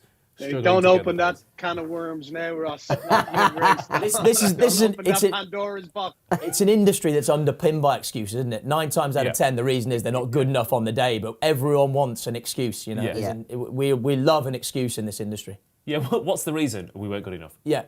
Oh. No, and they'd be like, you're an idiot. Yeah, exactly. Yeah. Because they're delusional and they think it's going to Cheltenham or Aintree. Or to be fair, that I would say that's the second least used phrase in racing that should be used more, and the other one is "I don't know." Yeah, exactly. Completely agree with that. Should be more. I don't know. I don't know why we got beat that far. It's hard to work out why you got beat that far as they immediately cross the line, isn't it, Charlie? What about Oscar's got a really pronounced knee action? You'd think he'd be absolutely relishing this ground. You know, if you watch him move, like like his knee nearly hits his chin as he's going round. Famous Bridge has shortened up considerably in their betting here. One Night in Milan still out in front, and Ngolo, Kaiser, Wild About Oscar, and Famous Bridge, to be fair, has got that beautiful sit. He's getting a lovely toe into it from the 3 or 4 front runners, and he's about 11-8 in the betting now, Barry. Yeah, he's 2.30, 214 now, so he's just over 11-10. 6 Kaiser, Elvis Mall 7-6, 8 Wild About Oscar still travels well. Ngolo was travelling okay. I think that's out the gate, pulling up out the back. And Ngolo seems to be travelling okay. He's currently trading at 20 mile. Yeah, former Rich Ritchie owned inmate, of course. Kaiser, though, now taking it up from One Night in Milan. I think this is a good move. Again, he won over 3.25 last time out. He's going to have to take this up and hopefully not more a paint the dream than a Richmond Lake in terms of getting those fractions right. The favourite, though, and Elvis Mail couldn't go the pace. He's creeping into it now, Ross, yeah. He is. But the favourite has got a short price, Charlie. Yeah, unsurprisingly, travelling very strongly just in behind the leaders now, isn't he? Kaiser, though, making this a test. Wild About Oscar for at the Skelton team. Famous Bridge in behind there. Elvis Mail. Aurora Thunder is catching the eye as well. He certainly doesn't lack for stamina either. Batch, what, are you happy with your pick? Yeah, he's still travelling well. I'm still happy. I'm sticking with him. Okay, it's Kaiser Ryan who's Hughes kicked on hoping here. that Famous history bridge. doesn't repeat itself, isn't he? Yeah, and Is he? a noted move there by Craig Nicol to go wide and maybe not go down the inside. That's the way he Kaiser. won last day, Ross. He did the exact same thing last day. Yeah, and he stays very strongly. So it's Kaiser. Hopefully Barry keeps on grinding here. Famous Bridge is back in second. Aurora Thunder in third, but Kaiser is still pulling out plenty. Famous Bridge, though, throwing down a challenge down the inside in the Hemming Silks. Kaiser versus Famous Bridge. Will the Hemmings runner get the edge, or will Kaiser win again at the track? Famous Bridge looks to be going clear here for Nicky Richards, who's going for the double on the day at Kelso. Kaiser in second place. Famous Bridge taking it up. Jumps it about a length in front of Kaiser. Back in third, Aurora Thunder. Never really landed a blow, but picks up the place money. But the winner has bolted up there with Kaiser going down fighting in second place. But that is a comfortable success if ever I saw one, Barry. And obviously the late Trevor Hemming Silks have been carried to victory plenty of times this season. And Cloth Cap and Many Clouds, of course, have won here before going on to big races. And he looks a nice type, Famous Bridge. Yeah, you have to put in context though. He's rated 118. Obviously, he's heading in the right direction, but I'd say that's a real blot in the handicap book without a shadow of a doubt. For his unseat last day, I think he gave him £1 for that. But Kaiser traded at a low in running of Janie 1.39. Would you believe, Ross? I hope you had it in running lay for him. 1.39 for 208 quid. So you're okay. Elvis Mall traded. He traded at a low in running of 5.5, so 9-2.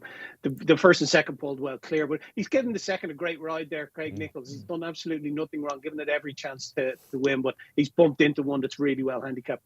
Yeah, he has indeed, in the shape of Famous Bridge. Yeah, put it into context, he's won that off 118, but again, the handicapper is going to have to give him a bit of a lump there, yeah. And if he wins another one, then again suddenly they've got a nice horse on their hands, and he was always travelling well. He got a nice toe into it, and Brian Hughes looked very confident throughout.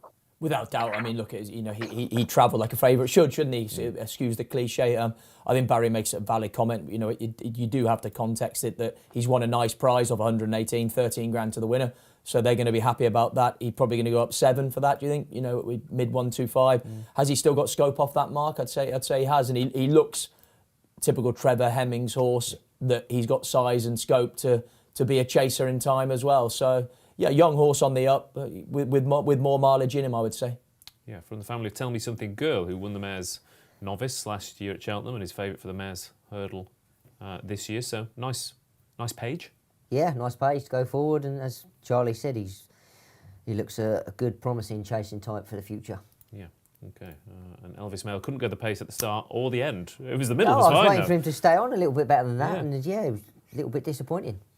Okay, moving on then from Kelso. We are rattling through the races today, and we'll be over to Doncaster very shortly. Let's just catch up with what's happening on the chat.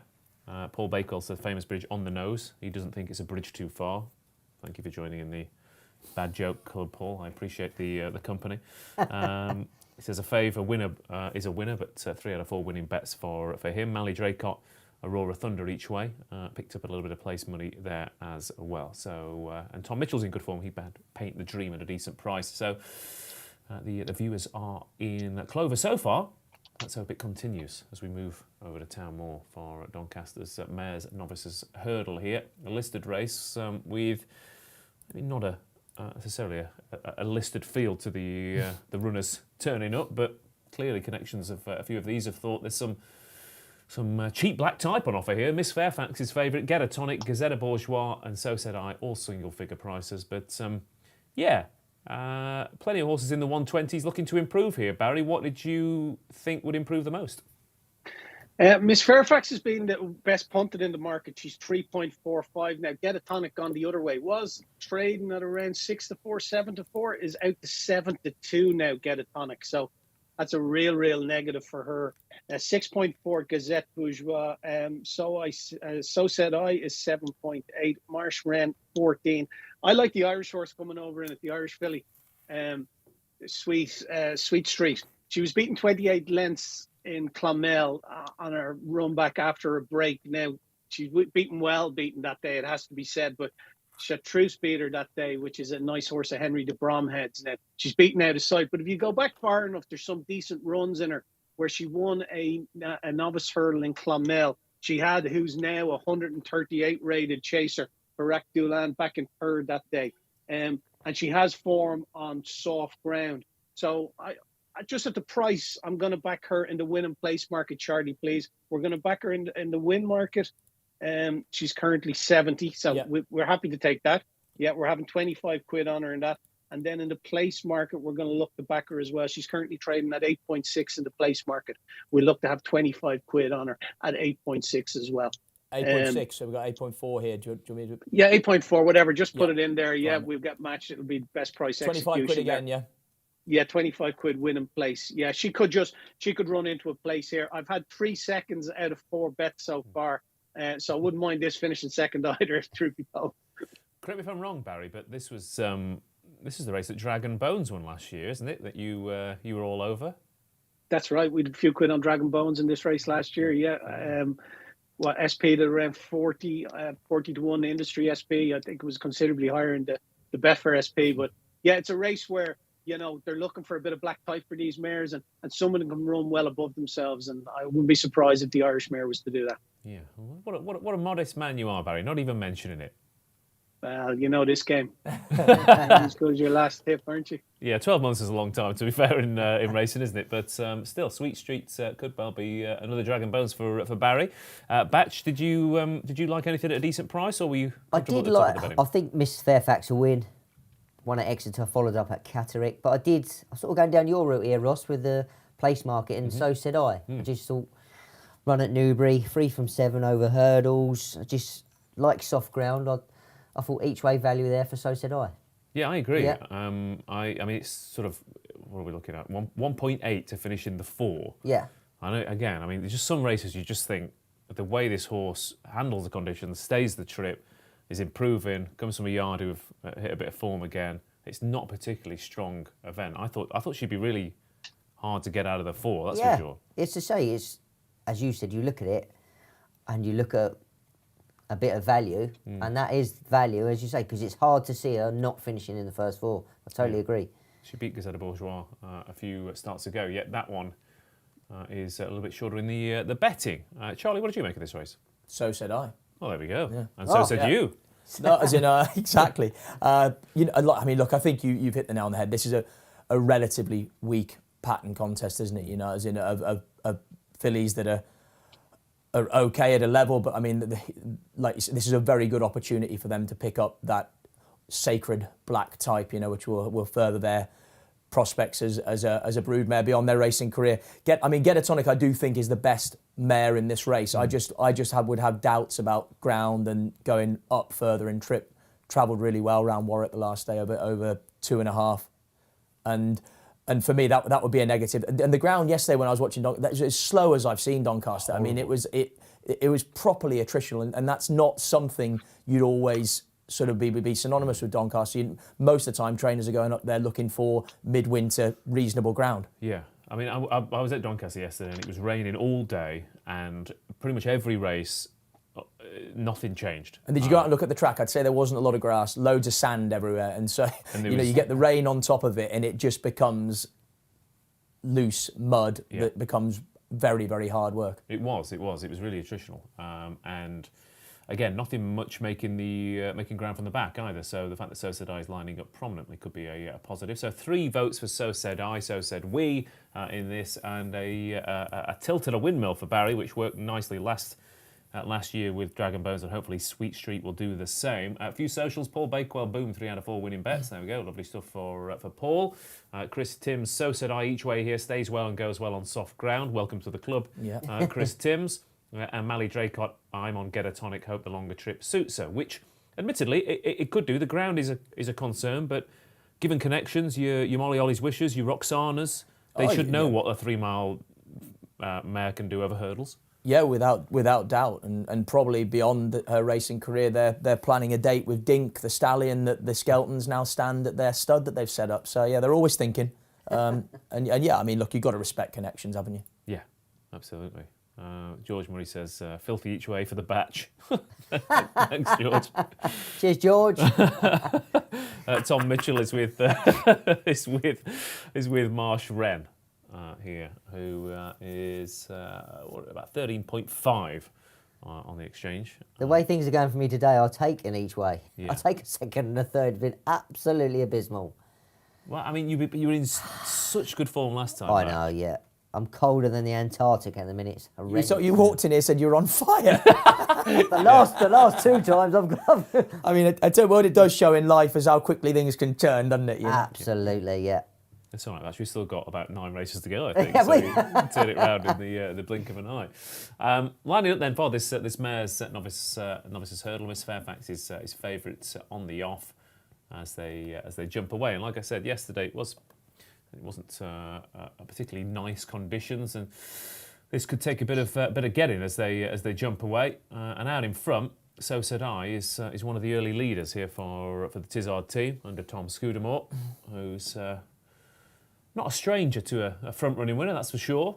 Eureka Creek back in second place, Gazetta Bourgeois in third, Marsh Wren tucked away down the inside rail, and the Skelton runner Get a Tonic is currently held up last as they set off out in front. And So Said I has just gone into a fairly cosy lead here, and they've let her get on with it here, Charlie.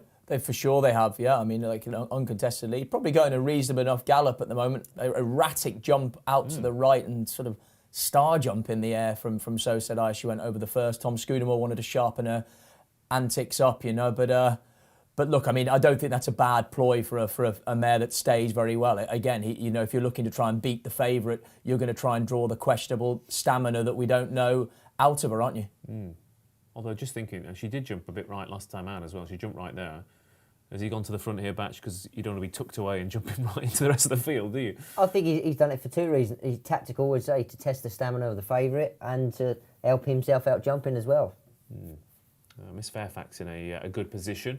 The Huey Morrison stable. Sam Twiston-Davies in the saddle. Sweet Street's just come in the betting. Settled quite nicely in a good posse, Barry, and nothing to worry about so far. Yeah, the one in front jumping markedly out to its right. Good to see Get a Tonic well settled as well. There was a bit of concern that she might be a bit buzzy, but they all seem to be travelling well in behind. None's too keen to get too close to the one in front, the way it's jumping out to its right. But at the moment, 4 Miss Fairfax, 4.3 Get a Tonic, 6.2. But Gazette Bourgeois, 6.4 Gazette Bourgeois. Eureka Creek, 8.8 is probably the biggest mover in the in-running market so far. Charlie, how much energy does this take out of a horse jumping off markedly? I don't know if it takes huge energy out of them, Ross. Obviously, it just, from a point of view of negatively going over more distance by taking you off your racing line and your rhythm all the time, it's just disadvantageous. I mean, there are worse tracks to be doing it on than Doncaster, at least a big galloping track. And it's not like a sharp left-handed circuit like, say, a Stratford or somewhere where you're going to be losing valuable ground by doing it. You'd imagine, if you skew, you'd be nearly thinking, Batch, you turn down the back and almost go down the wide outside, go down the outside panel and reduce her ability to go right. Because it's amazing by doing that how you will make a horse go straighter. Yeah, and it's not the worst angle at Doncaster, full stop, that is it? No, definitely no. I mean, I think if Skew's still in the position he is, turning into the straight, he's got to go over there. Stand side, hasn't he? Yeah, got to, because you don't want to be doing that over the last 3, because if your opponents are going straight, then you're giving too much. But listen, Skew's been around here long enough. I'll be very surprised if he doesn't go stand side. Yeah, the favourite, the Miss Fairfax, just moving into it, but it's So Said I who's out in front. Has drifted in the betting here, Barry, which is unsurprising. It'd be interesting to see. People can overreact sometimes to these things, but it's not a trait that seems to be evening itself out throughout the race. No, it's not. It's getting markedly worse, and the ones in behind are travelling just as sweet, if not better than her as well. So she's out to 16. You've got Miss Fairfax into 3.3 now. Get a Tonic 4.4. The horse we backed is into 21 from 70, which hopefully she can sneak into a place. But like I said, they all seem to be travelling okay in behind. Yeah, So Said I then. Still out in front, despite that slightly erratic jumping. Gazetta Bourgeois in second. Eureka Creek just lost a position. Miss Fairfax has moved up a position. Catching the eye is Get a Tonic, now coming through the the ranks under Bridget Andrews. Sweet Street is travelling. But to be fair, this is what Donny was like yesterday. They were all travelling, and then they turned into the home straight, and some of them came off the bridle and said, no, thank you. Apart. Yeah. The big thing that you don't want to be doing here, though, is it's going to be interesting from a tactical point of view what the likes of Harry Bannister does, because you do not want to be coming up on Tom Scudamore's right-hand side on the approach to a hurdle and either helping him stay straighter or get interfered with yourself. So from a riding point of view now, this tactically is going to be interesting to see when these riders want to strike, and you certainly wouldn't want to be doing it within the wings of a hurdle and risk being interfered with or helping Tom. So said I then, still out in front, not setting a mad gallop. If he can kind of level out that jump in, then she's. I don't think she's out. I think the market She's overreacted still to it a going little all bit. Yeah. Back in second, Gazetta Bourgeois, Eureka Creek coming through it, Get a Tonic trying to get involved. But again, the proof will be in the pudding when they turn into the home straight. Is there anything Miss Fairfax has been bumped along here quite strongly, Batch? Yeah, he's not. He doesn't look happy, Sammy. He's getting down behind her, bumping along in the saddle. He's just about to give her a reminder. The Get a Tonic's travelling very strong. Yeah. Tom Scudamore though has gone. Come on, let's see if he can catch up. That's with it. He come off this bend and he should start to come over. Do you think he will, though, or do you reckon he stays down the inner and lets him interfere with his rivals by going? Yeah, Right, that is true. Yeah, that's a it's a good shout, decision yeah. to make now. You know, Harry Bannister's going to come and challenge him here on the right. If you're Tom Scu, get nice and close to him and let it go right straight into your opponent. You She know, might take a bit Wipe of him catching. out. Gazetta Bourgeois in there. Eureka Creek, Miss Fairfax is also going to there. Get a Tonic has so far flattered to deceive a little bit. Over on the far side, Fonzarelli's got in there as well. If you happy days, happy days. There you go, look at that. There you go, job done. So said I now looks to have cracked a little bit. Eureka Creek's coming through with a run. Over on the far side, it is Fonzarelli. Gazetta Bourgeois not out of this either. Do you think Get she a has Tonic cracked? staying No, on she as has well. cracked. Get a Tonic is rattling home. So said I, still plugging on at one pace, but that energy seems to have been used early on. Miss Fairfax has been off the bridle from the word go, but is still plugging on.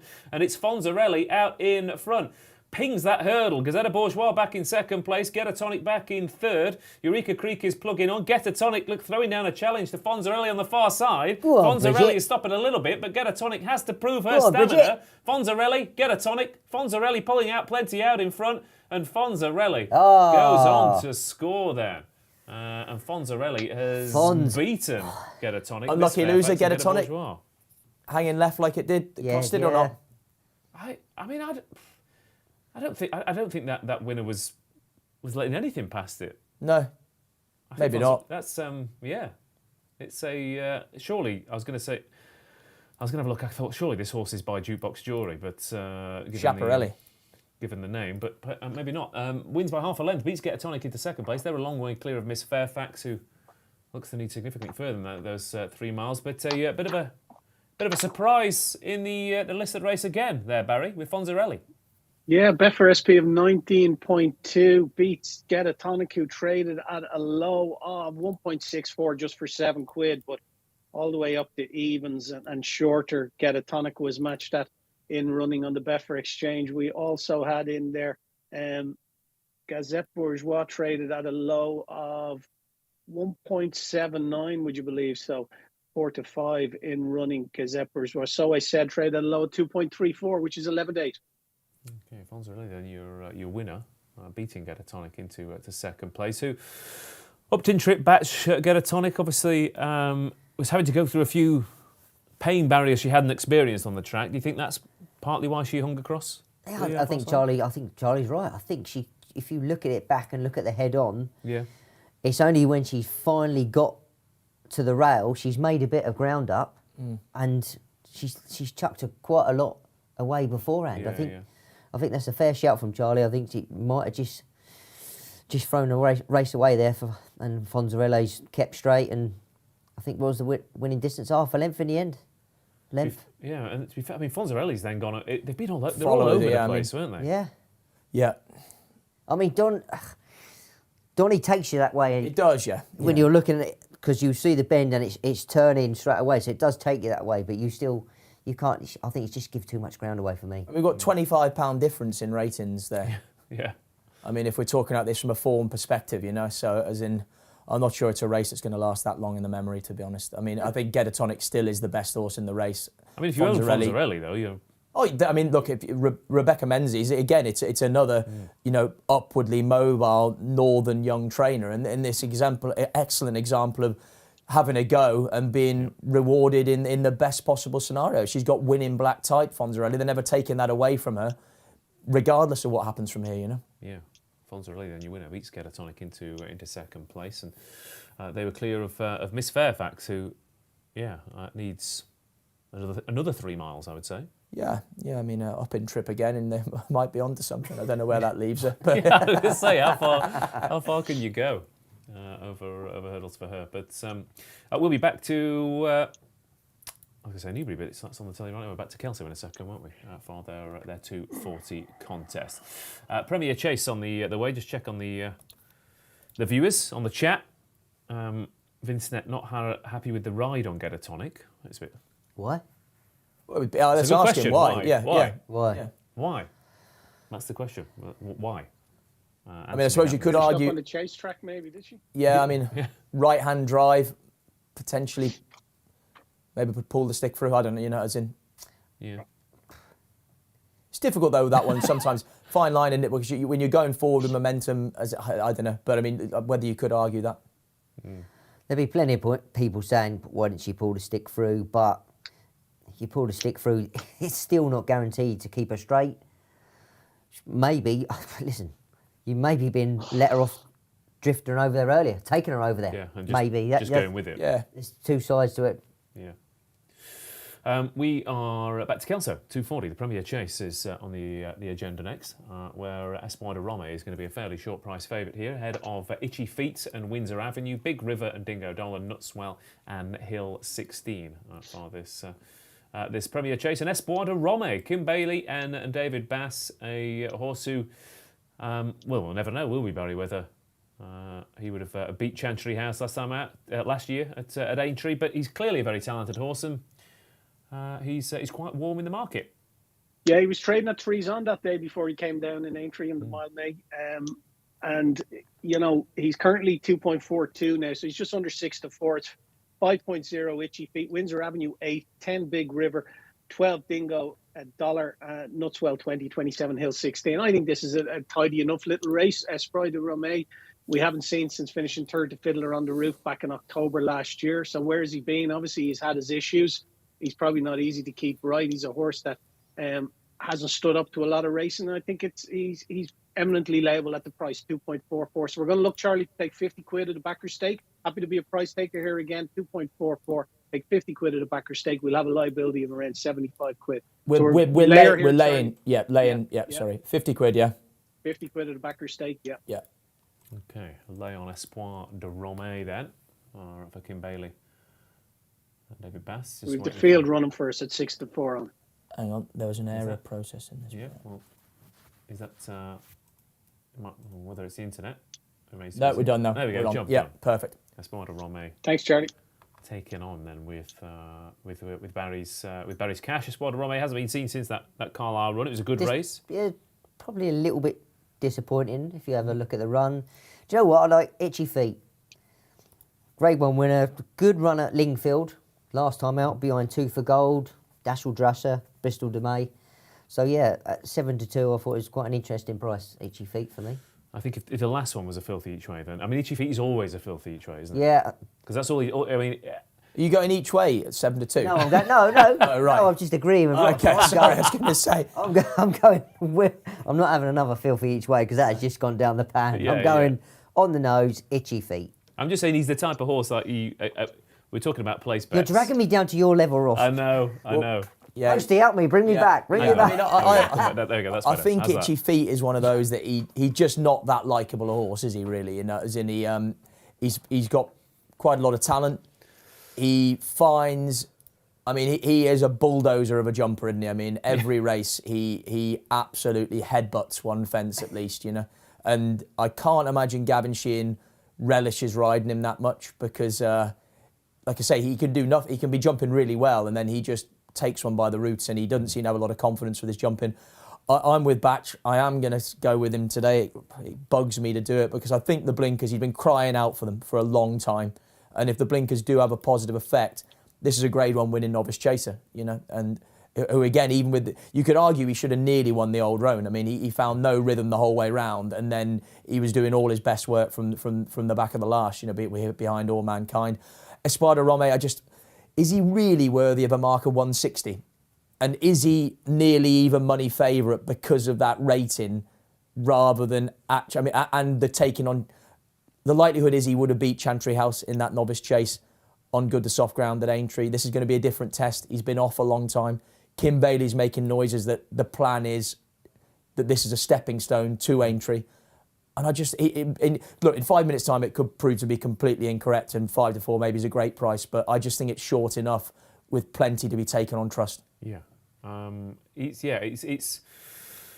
I mean, I also kind of think Itchy Feet, again, taking the proper straight bat approach to finish somewhere in the frame. But if Itchy Feet is second favourite, and you've got a favourite that is significantly higher rated, you always think, well, if he's our main danger, all we need to do is just jump round and gallop, because, like you said, Itchy Feet does make things a little bit difficult for himself. Are we undercomplicating this race? Is there anything else that could get involved? It's probably the race with the potential to throw up a shock, as in, because like if Espada Rome isn't quite on his game and blinkers don't have a positive effect on Itchy Feet, Windsor Avenue is a solid alternative. Big River loves Kelso, much as they've probably not got the same ability as the top two in the market, but there is a potential here for something outside the front two to capitalise. If he stays Dingo Dollar, you'd give him a squeak, but yeah.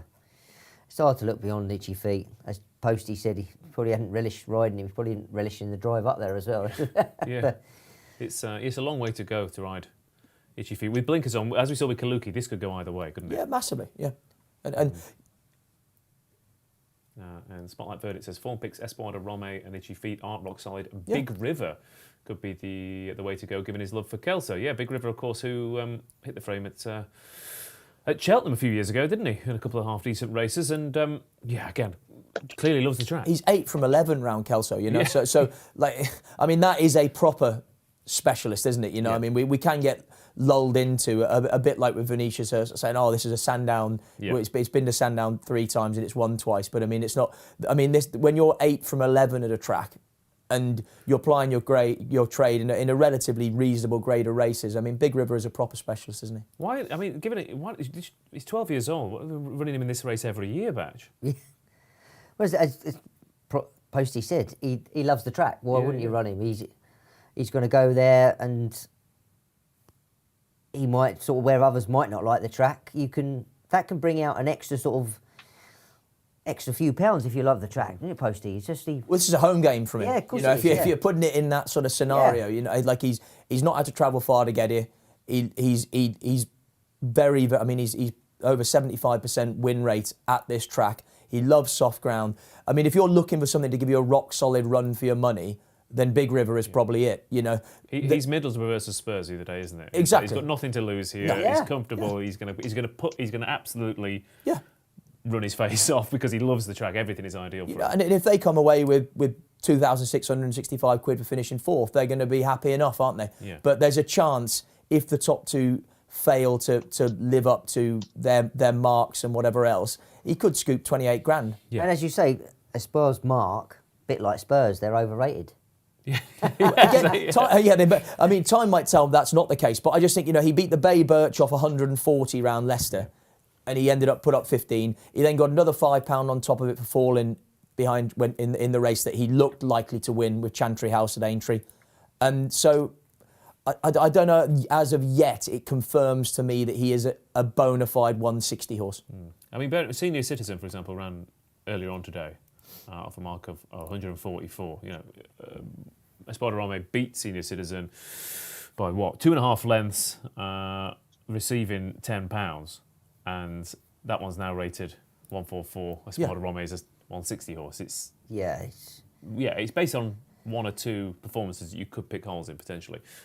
Hence why Barry is taking him on, Espada Rome, who is at 2.4 to lay at the moment. We'll be able to Kelso in a second. Then don't forget Members Club. We've got a Members Club offer for you here at the Racing Post as well. With Cheltenham just around the corner, you can pay £9.99 for your first month in the Racing Post Members Club and get tips and analysis and replays and articles and what more do you want, really, for £9.99 a month? Everything available to members, and that deal will last you a month, which will quite comfortably take you through Cheltenham and onto the heels of your Ayres and your Aintrees and all the other good stuff we've got to look forward to as the jump season, I say, comes to an end, but there's 2 months of cracking racing. You could almost say comes to the sort of pinnacle, isn't it? Because like you say, we've got 2 months of absolute full-on action of incredible quality, haven't we? It's an exciting time of year. Yeah, it is. I just reading these quotes, and Ollie's a big mate of mine. I just, when they say he scored very well in the blinkers this morning, has there ever been a quote where they've gone, he was abysmal in the blinkers? I wish we hadn't declared him with them on. But we can't do anything about it now. Yeah. Absolutely horrendous in this morning. Gavin Sheehan was in tears afterwards. Gavin Sheehan's come back round, his face as white as a ghost. He's absolutely... We should have how long would racing last, Barry, if everyone was brutally honest? You're asking the wrong man there. Gavin Sheehan retired after schooling. He was so frightened. Yeah. He says, how many times, hand on your heart, Posty, have we schooled a horse? Novice Chase said to the trainer, this needs about 3 more schooling sessions before we go anywhere. And they go, it runs tomorrow. Yeah. Most trainers. And you go, what? And you're riding it. And you're riding it, yeah. Kelso then, Premier Chase on the way. Espoir de Rome sent off favourites, but Barry has laid him in the market in hoping that this is just a pipe opener and that something else beats him on the day. And it's Windsor Avenue who's set out to do that first off the bat for Sean Quinlan. Jumps the first one in front, Espoir de Rome, Dingo Dollar. Nutswell is out the back, Big River and Itchy Feet. And then on the inside there is Hill 16, who is tucked away down the rail far Craig Nickel. But Windsor Avenue, who... career best last time out. It's not all horses peak at 6, 7 and 8, Charlie. Clearly Windsor Avenue is in the form of his life and he's out in front right now. Yeah, he is. And like you say, Sean Quinlan was excellent on him last time. I mean, I do wonder if he capitalised on Storm Control grinding himself to a halt when he went clear in front, which is going to be interesting to see how Darren McConville rides him in the Grimthorpe later on today. But yeah, Windsor Avenue, and again, another advert for Brian Ellison, fantastic dual-purpose trainee. And Brian's pretty bullish about this, and then Grand National for Windsor Avenue after today is the plan. Yeah, and your Windsor Avenue are definitely Reds. He's done well with these types, hasn't he? It's great to see that give the young lad another chance on Stormy, because most people could have easily jocked him off, and he didn't do a lot wrong. He was the only one travelling, but they've given him another try, and I think hopefully he'll reap the reward later on. I mean, bearing in mind, Storm Control had pretty much dropped the lot in the first 4 efforts. I mean, first and second, since he's got back on, it would be harsh to say. Yeah, it is, but listen, you've seen you've seen it done time and time again. Yeah. Itchy Feet, the blinkers aren't really. He did what he got in deep there, and he kicked his backside right up in the air, like he was looking up to knuckle over. And Gavin Sheehan's giving him a couple of slaps down the shoulder, ears back. Looks like he's really not relishing the blinkers right now. I mean, again, though, he's one of those horses. He never looks like he's relishing anything. But That's still, true. I completely take that on board. Yeah. He still does. He still runs the same race every single time. Barry, talk us through how the market's reacted to the early stages in the Premier Chase. Yeah, all about the favourite. Even money now in running Espoir de Rome. It's out to 7 for Itchy Feet, 7 Windsor Avenue, and it's 14. The rest of them are bigger. So, the market seems to think that all the favourite has to do is pick up the one in front, and it's all over. I mean, given the fact you've taken him on, Barry, because you think you might not necessarily be ready for today. It might be a pipe opener. So, sort of. Currently, that market move and the track position and how things are going is irrelevant, because it's going to be the back end and his fitness and how he actually finishes his race. So sometimes you can... Irrelevant to me, yeah. Yeah. I've nailed my colours to the post pre-race. Yeah, I wasn't waiting to lay him in running, so it's irrelevant to me. But I'm sure there's people looking at this and they're thinking to themselves, oh, God, he's travelling so well. But he's not odds on or anything. He's still around an even money 11 to 10 shot. So there's other horses in there with chances, and I'd just like to see the favourite have to come off it and work for it and see what he finds. Yeah, we've got the Inform Windsor Avenue in front. We've got the Dingo Dollar down the inside, who's placed in a Scottish national, so certainly will be giving Espoir de Rome something to think about. And Itchy Feet has started to pick those Itchy Feet up a little bit and get into a bit of a rhythm. Batch, what are you thinking?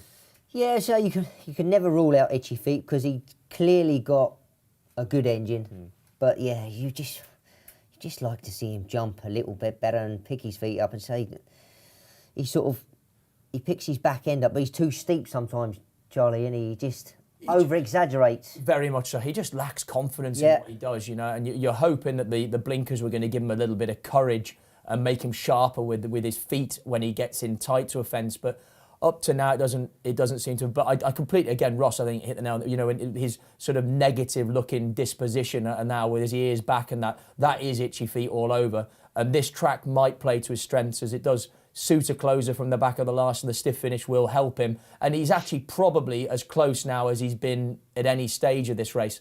He just carries his head to one side as well, and you just. Bag mistake, Espada Rome a little bit as well. It was more, the clock just dropped to 21 miles an hour, guys, there. So if that's accurate, then, I mean, they really put the brakes on there for some reason. But Espada Rome, Dingo Dollar, itchy feet. Hill 16 coming off the bit a bit. Big River has so far looks like he's struggling a little bit, but he is Big River at Kelso, so he will know what he's doing. Espada Rome just looking a bit awkward over his fences, isn't Very he? much, yeah. Yeah, he's looking rusty, but it's not affected the market that much, Barry. Well, he's at the 6-4. He had been Nuts even Well's money, travelling so well. effective enough. Yeah, I just think sometimes with horses, a favourite does something like that, and it can go into 5-2, 11-4 territory. So the last three fences, he's kind of made funny shapes over them, and he's needed to gather them up. Espada Rome now throwing on a challenge for Windsor Avenue. Dingo Dollar, Itchy Feet, Nuts Well, Big River, Hill 16. In fact, to be fair, I wouldn't confidently rule any of these out, apart from maybe Hill 16, who's got a bit of a quality gap, but he's still plugging away. Nuts Well's travelling really well on the outside. Yeah, Favourite has taken it up. Espada Rome has gone on here for David Bass. Kim Bailey is in good form. Nuts Well is the one that's travelling well, and he's gone very short Brian here. Hughes, yeah. And Itchy Hamilton Feet and pulling Brian up. Hughes. He's pulling up, yeah. Yeah, Itchy Feet is out of the race. Windsor Avenue has done his running as well. Espada Rome, how fit is he? That's the question. Nutswell has to prove his stamina. What do you think, Batch? Yeah, I'd still want to be on Nutswell, you know. Brian's holding him together. Just What about Hill 16? Hill 16, lads? Yeah, Hill yeah, 16, yeah, he's Gone gone by the wide favourite. before. Espada Rome's beat, lads. Don't worry about him. He's gone. Like, At the yeah. 16. it's a It's good Nuts lay, Well that, versus Barry. Hill It's good 16. lay. 6-4, Hill 16. Nutswell versus Hill 16 then. Nutswell, though, is looking, as ever, confident. Brian Hughes here with Hill 16 back in second. To be fair to Espada Rome, he is plugging on pretty gamely. Hill 16 two and bad Nutswell, mistakes at the last. neither of them jumped that well. Nutswell pulling out plenty, though. Brian Hughes is having a cracking season. He's full of confidence, and he's pulling out more on Nutswell. Hill 16, though, he's not done with.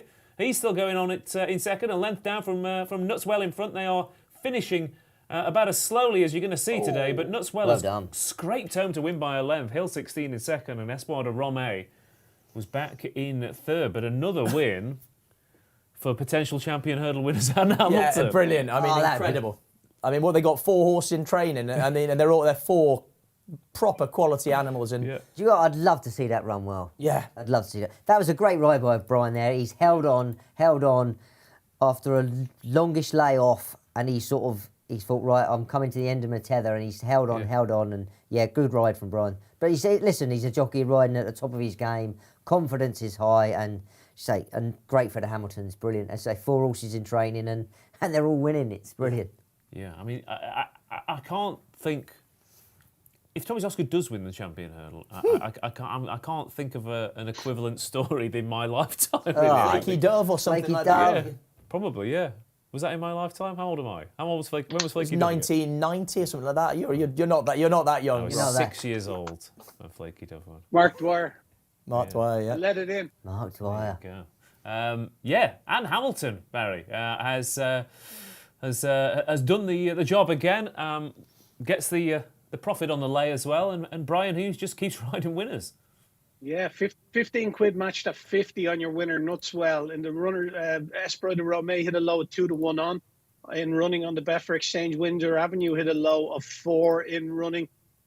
Hill 16 hit a low of 1.147-1 on in running. So plenty of in-running action there. But yeah, good to see Nutswell win. Espada Rome, I'd say he'll come on considerably for the run now. He didn't, once he came off the bridle, he seemed to stay on well, albeit at one pace, but I'm sure he'll improve significantly for that.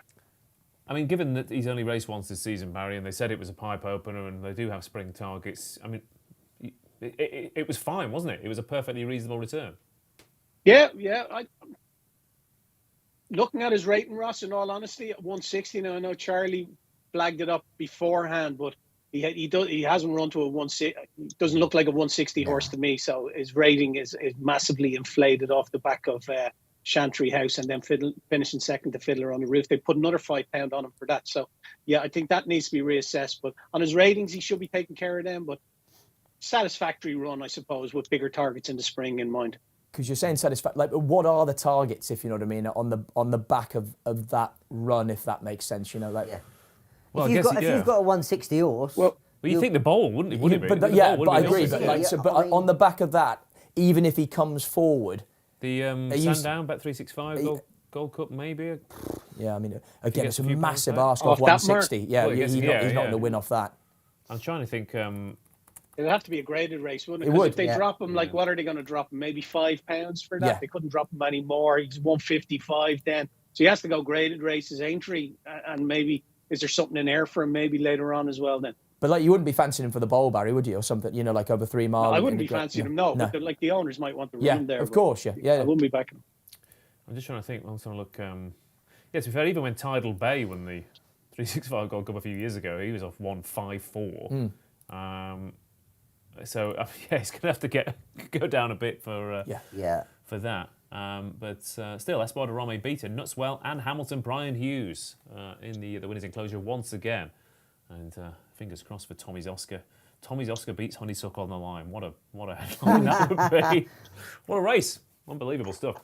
We are over to Doncaster next for the 255. Got a 2 mile handicap chase here on the agenda. Gaelic Coast does not go. Cheddleton is the favourite here. The Big Bite is being quite well backed to second favouritism. Bundoran, Cedar Hill, Malistic and King Dargent them.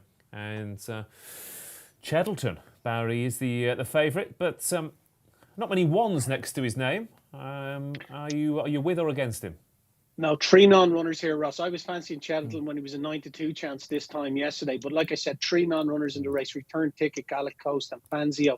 Leaves just the 6 runners. And he's favourite now at 2-1 on the exchange. The Big Bites, 3.55.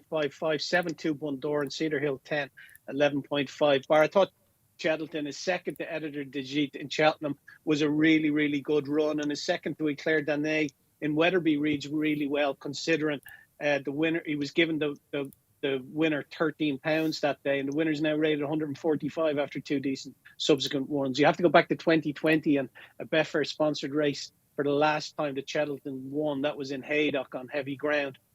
Beat Cornerstone Lad that day.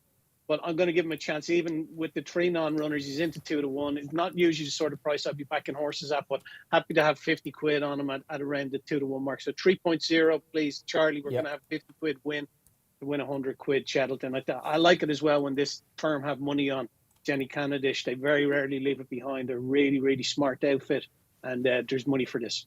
Okay, Cheddleton, that it is for the Candlish team. Is about a 2-1 favourites here. So Cheddleton for Barry. Batch, what are you thinking? The Big Bite for me. Just thought he loves it round Doncaster. Second to Funbola Savola last time. Good run over course and distance. And you said, Cheddleton, he just doesn't, not enough ones next to his name for me. I know they're yet very, to win a handicap, twice winning Novice Company. Yeah, they're very shrewd outfit, Jenny Candish. But yeah, for me, I just think the Big Bite for me and Johnny Burke and Henry Oliver. Okay. Quite a few others in a chance. I've split my stake on 2 here. Cedar Hill and Malistic I thought were quite interesting. Cedar Hill just keeps on winning, handles conditions, track should be absolutely fine. And I really liked Malistic last year. I'm not sure where he's been really, but he made his debut 2020, first one off the track, beaten 7 lengths behind Protectorat. He did a fantastic figure in soft ground at Newcastle when winning quite nicely. And I thought he was going to win a jumper's bumper, but even then he got beat by Proskimo, who's a good horse. So he's had a win dot. He's an 8-year-old off a bit of an absence. I thought he was interesting. And also Cedar Hill, he will relish conditions, and this track should be fine for him, I thought. Yeah, I'm on board with you with Cedar Hill for sure. Like you say, as in Lingfield was a bit of a blip, but before that, he'd won around Kelso and then Musselburgh after the Lingfield below par effort, and more than anything because of his liking for conditions, the fact that I thought of all of these, he was the one guaranteed to go in the ground, and that's a huge plus on a day like today. Yeah, it certainly is. I've just said it before, you forgive any horse to run round Lingfield. Yeah. It's on a their ground there heavy is on another level. And also, I mean, I suppose you look at it like he's done all of his racing pretty much in the north of England. You know, Kelso, Musselburgh, Wetherby, Kelso, You know, for him, maybe he just didn't appreciate. I presume Sandy Thompson would have taken him down overnight to Lingfield. No, Would have thought maybe so, that yeah. didn't suit him going down there and the long journey. But it's the reverse. We talked about how, you know, Southern trainers going up to Kelso get their get it handed to them a little bit. It probably works the other way as well, doesn't it? Of course it does, yeah. And you know, maybe I'm not saying that was the reason for Cedar Hill below par run, but it could be a possibility, you know. Okay. Cedar Hill then in with a squeak for Sandy Thompson and Sam Twiston-Davies. We've got to mention Bundoran as well. I mean, he is. What hasn't he run in? Yeah, For a 2 mile it'd be easier to list what he hasn't run in. Yeah. But yeah, he's 11 years old now. But yeah, it'd be great to see him find some of that old form that he used to have. Yeah, He was rated 160 once upon a time. Yeah, and I mean he's deservedly so. Yeah. Deservedly so. He's dined at all the high tables. And the run behind Gunsight Ridge, his penultimate run, there wasn't a lot wrong with that. I mean, he looked like he was going to win for a long way. Yeah. And we've seen that Donlos form represented already today with Tamarok Damathan, who was 4 lengths behind Bundoran and run a blinder. So he did, yeah. interesting. Okay, so we've only got the 6 runners, but it's certainly not a cakewalk for the favourite Cheddleton. I've gone for Cedar Hill and Ballistic. It's the big bite for Batch. It is Cheddleton for Barry, and it is Cedar Hill for Charlie as well. So there's 6 runners, and 4 of them are kind of half fancied. Mally Draycott's chanced a bit on King Dargent, so that's 5 of them. The only thing that put me off with that was that and that Dave England was on it, and you know Bridget is up there. I was surprised that she wasn't on that horse, but maybe there's something behind that. I don't know. King Dargent then, who has come tumbling down the handicap as they jump away at Doncaster for the 255, and very, very keen to get on with things. Dara O'Keefe aboard Cheddleton has booted the favourite into that first fence, and he's jumped it like a stag there, Barry. And he said the market was saying that the Candlish team were confident. Cheddleton's already shortened up, and that was a statement of intent. Yeah, really wants to make every post a winning post, off in front, make the horse's mind off from. Good positive tactic. I like to see it. He does like the race prominent as well. He's 2.44 at an SP, Betfair SP at 2.82, 3.9 the big bite Bundoran, 7.6, and it's 10.5 Cedar Hill. But yeah, it'll be interesting to see how he jumps this now, and he's flown it. Yeah, I can't forget that you are quite considerably ahead of us based on our feed. We should probably get fast pictures here, Ross. We should really have Betfair live video up in here, shouldn't we? That's if only you sponsored it. That might. But Ballistic coming through to challenge from Cheddleton. Cedar Hill in behind, King Dargent, the big bite, Bundoran in there as well. But Ballistic now taking it up. So Callum Bewley said, "You're not having it all your own way here, Dara." Barry will tell us whether that works in a few seconds. Yeah, I mean, yeah, I think he wasn't made the choice to go there. I think the horse is just sort of running a little bit of the choke out as he's sort of taking it up, trying to get him to settle a little bit. Cedar Hill very much tap for toe at the minute. Yeah. He's struggling to go this gallop, and it looks a strong gallop for the ground. Yeah, some nice jumping from the ones in front though. Ballistic took a lovely stride going into that Cheddleton. Then we've got Bundoran, King Dargent, the big bite, and Cedar Hill is currently the last of the 6. But we'll be interested to see whether that pace holds up. Charlie, again, it is. At what point during a meeting does it get to a point where jockeys think, well, we need to be on the speed, that it starts to backfire? Yeah, I mean, I think as well at Donny, you can very much get sucked into coming round Rose Hill and get racing too early. I mean, the straight goes on forever, and you have these 2 cross fences on the turn, and you can see races start to lift here, and then very much they are treading water up the straight. And we've seen that earlier on today as well. So it will be interesting to see if this pace is sustained all the way up the finish. Cheddleton and Ballistic, Bundoran, the old boy, tracking the pace. King Dargent moving quite well in behind. The big bites. Back end in that. And then Cedar Hill looks to be... I think he's gone. Yeah. He's not enjoying this at all, is he? The big bites come off it as well, but it might be just... The pace just catching. Something's about to happen. Thanks, Barry. What is it going to be? What's it going to be? That is. Yeah. Okay. Yeah. We've had an unseat there from Ballistic, who has unseated Callum Bewley, and I hope he's okay because he was in the way of a few horses Trampled on. behind. Cheddleton's about to go up and down the spot, I think. Yeah, Cheddleton, the big bite, King D'Argent. Cedar Hill, to be fair, He has responded. is starting to latch onto this. Maybe it was just a bit too strong an early pace. King D'Argent, Bundoran, and Cheddleton still plugging on to his credit. But here comes King D'Argent for the Dan Skelton team. David England will be thrilled to bits Bridget Andrews isn't on, because he'll be counting his chickens right now. King D'Argent throwing down a challenge to the big bite, but King D'Argent does not jump that well. The big bite is well off the bridle, but he's finding plenty for pressure. Johnny Burke is giving this one everything he can find in the locker. And back in second, we've got King D'Argent. Bundoran is not out of this either. Cheddleton has gone backwards.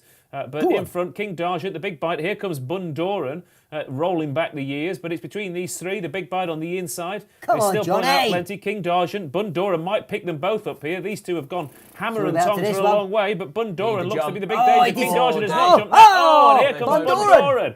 King D'Argent in front, but Bundoran rolling back the years.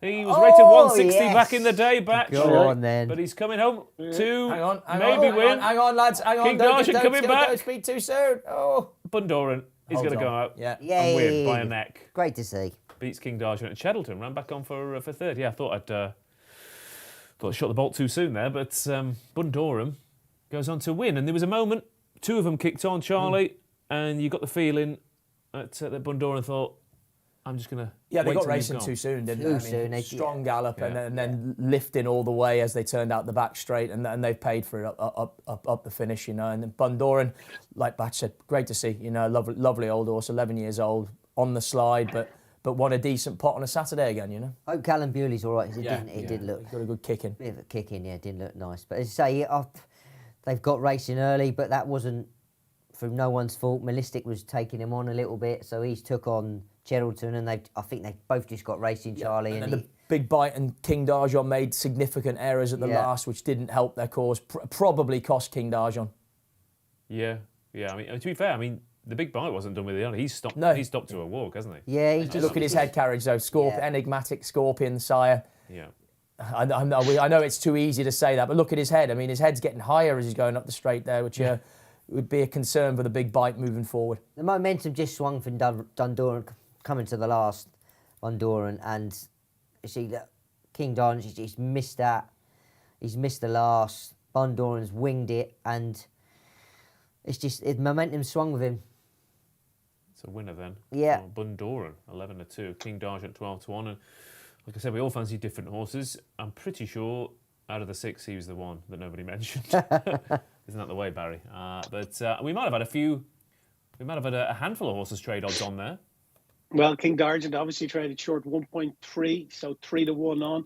You had 1.88 for the big bite. Cheddleton traded at 2.2, and your winner traded at a high of 20 just for small money at 20, the winner, Bundoran. But he's a grand old servant, and good to see him get his head in front. Yeah, deserves it after the races he's running over the years. Bundoran then. Just double checking, he's not in the Grand Annual again, is he? He is. Is he? He is. Go on. Yeah, he's got to dance every dance, hasn't he? Yeah, why not? Yeah. Well, Croco Bay won it. 16 from 25 for the Grand Annual. Croco There Bay, you yeah. go. Yeah, Croco Bay was, how old was he? 12? He must have been 11 or 12, wasn't Croco Bay. he? Yeah, if Croco Bay can win it, then why not Bundoran? Look at that, Killian Woods. Yeah. Killian Woods, yeah. Yeah, what do you fancy anything for Cheltenham Batch? No, No. just my treble.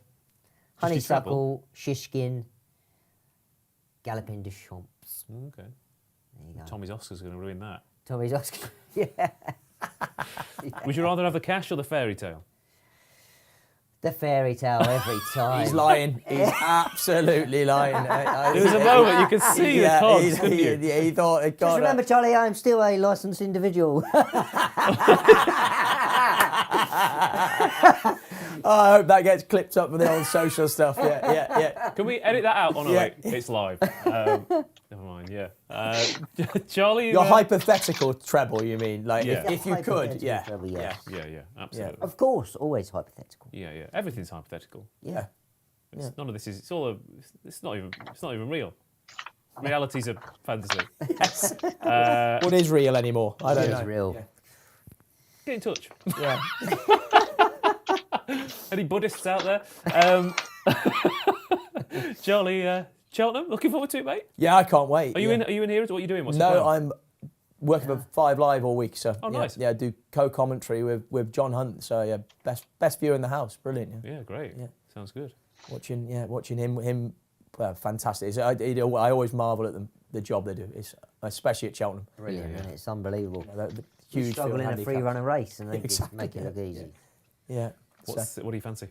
We were talking about it before. I think Manila Indo for the Gold Cup. I think Cheltenham form, the guaranteed stay. I thought there was plenty to like about the run. Showing this Robbie Power got a good tune out of him. I think he's going to stay on in for the Gold Cup. So yeah, I thought maybe him. Celeb Dalen of Hobbsies in the 2.5 mile handicap chase. I thought that was a very good performance around Warwick. We were in, weren't Yeah, we? Yeah, when yeah. he came from nowhere Yeah. and scooted up. And on a track where it doesn't always favour that sort of riding, whereas you'd imagine the race tempo at the festival will suit him down to the ground. So yeah, a couple, yeah. I'd like to see Edward Stone win the Arkle for Tommy Cannon. There was a preview last night, and everyone was saying, it's not the greatest renewal and all that. And I said, I was sure that doesn't bother Tom Cannon at all. We should, it'd be great to. It's easy to crab Edwardstown, isn't it? Like, I don't really, maybe. I mean, as in that Fernie Hollow isn't pitching up, but he was a high quality hurdler who's made a seamless transition to fences. He's won a Grade 1. I thought his performance, beaten third time lucky, was very, very good the last day. I mean, I think he just gets mocked because visually, it doesn't do anything.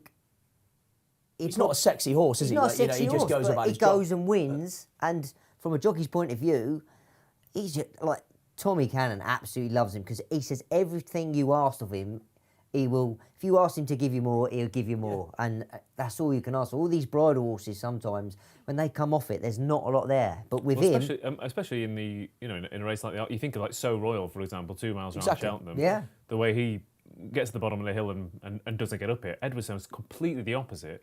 Yet So Royal would get significantly more plaudits. Of course he would, yeah. And I don't really understand it. He's a solid jumper. He's a strong traveller, and he stays well at the trip. I mean, he ticks all the real boxes you're looking for an Arkle winner. And again, that's supreme. Shishkin, Abacadabra, Chantry House, Asterion Forlange, Allard, Edwardstone. Yeah. That was your first 6. Heaven Help us in 7th. Yeah. But it so often turns out to be incredible form, doesn't it, the Supreme? It does, You go back through it again and again and again. Which is why every single person, Willie will run, one will go to the Ballymore, one will go to the Ballymore. Every year, the Supreme is the best test of as a novice hurdler. Neither of them have run over further. Why wouldn't Kilcrook, Dysart Dynamo, and Sir Gerhard all test their mettle in that race? Well, it's the obvious race for them all. Yeah, it's not like Willie's gone.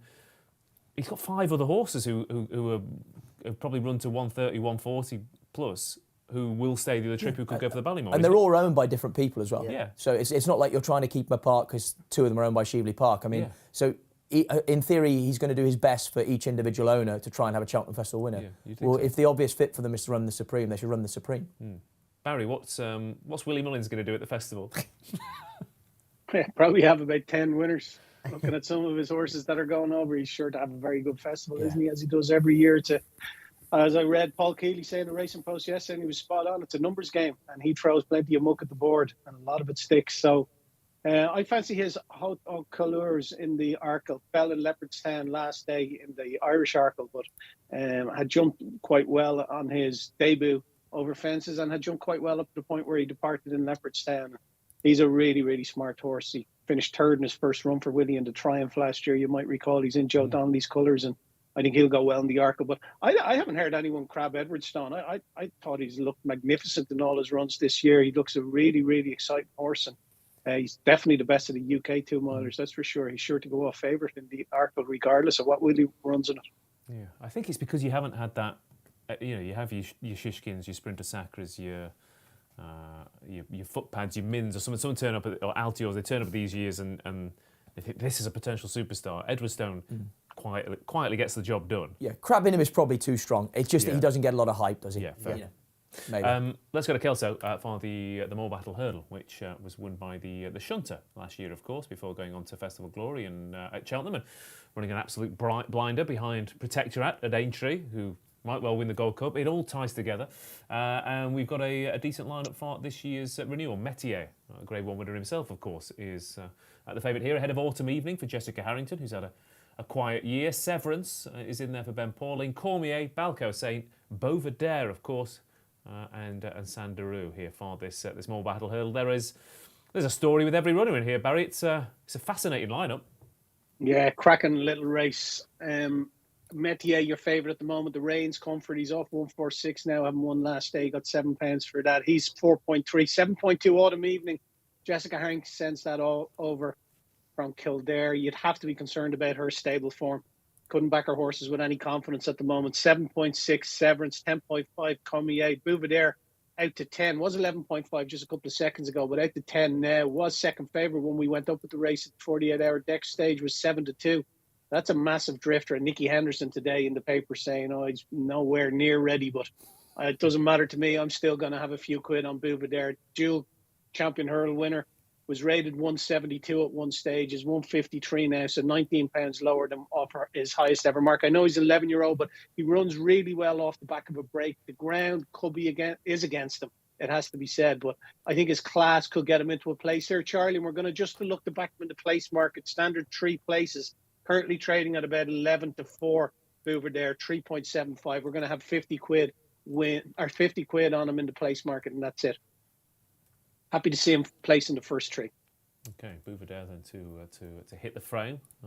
There we go. I love a place bet. And I've gone for Favois to finish in the 4, who's currently currently trading about 2.7. Finished third in this last year behind the shunter.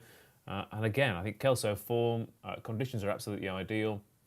I think I'm not sure necessarily he's going to win, because I think there's a couple of more progressive horses, but the one in here that I am absolutely guaranteed will run its race under these conditions is the Skelton runner. I know he's beaten a long way behind Goshen last time out, but some of these would be beaten twice as far, I think, if they're running that race. It wasn't that bad a run, was it? I mean, no, I didn't think so. Yeah. Hoping that Favois runs a nice race for the Skelton team, who've had a bit of a frustrating day, Charlie, so far.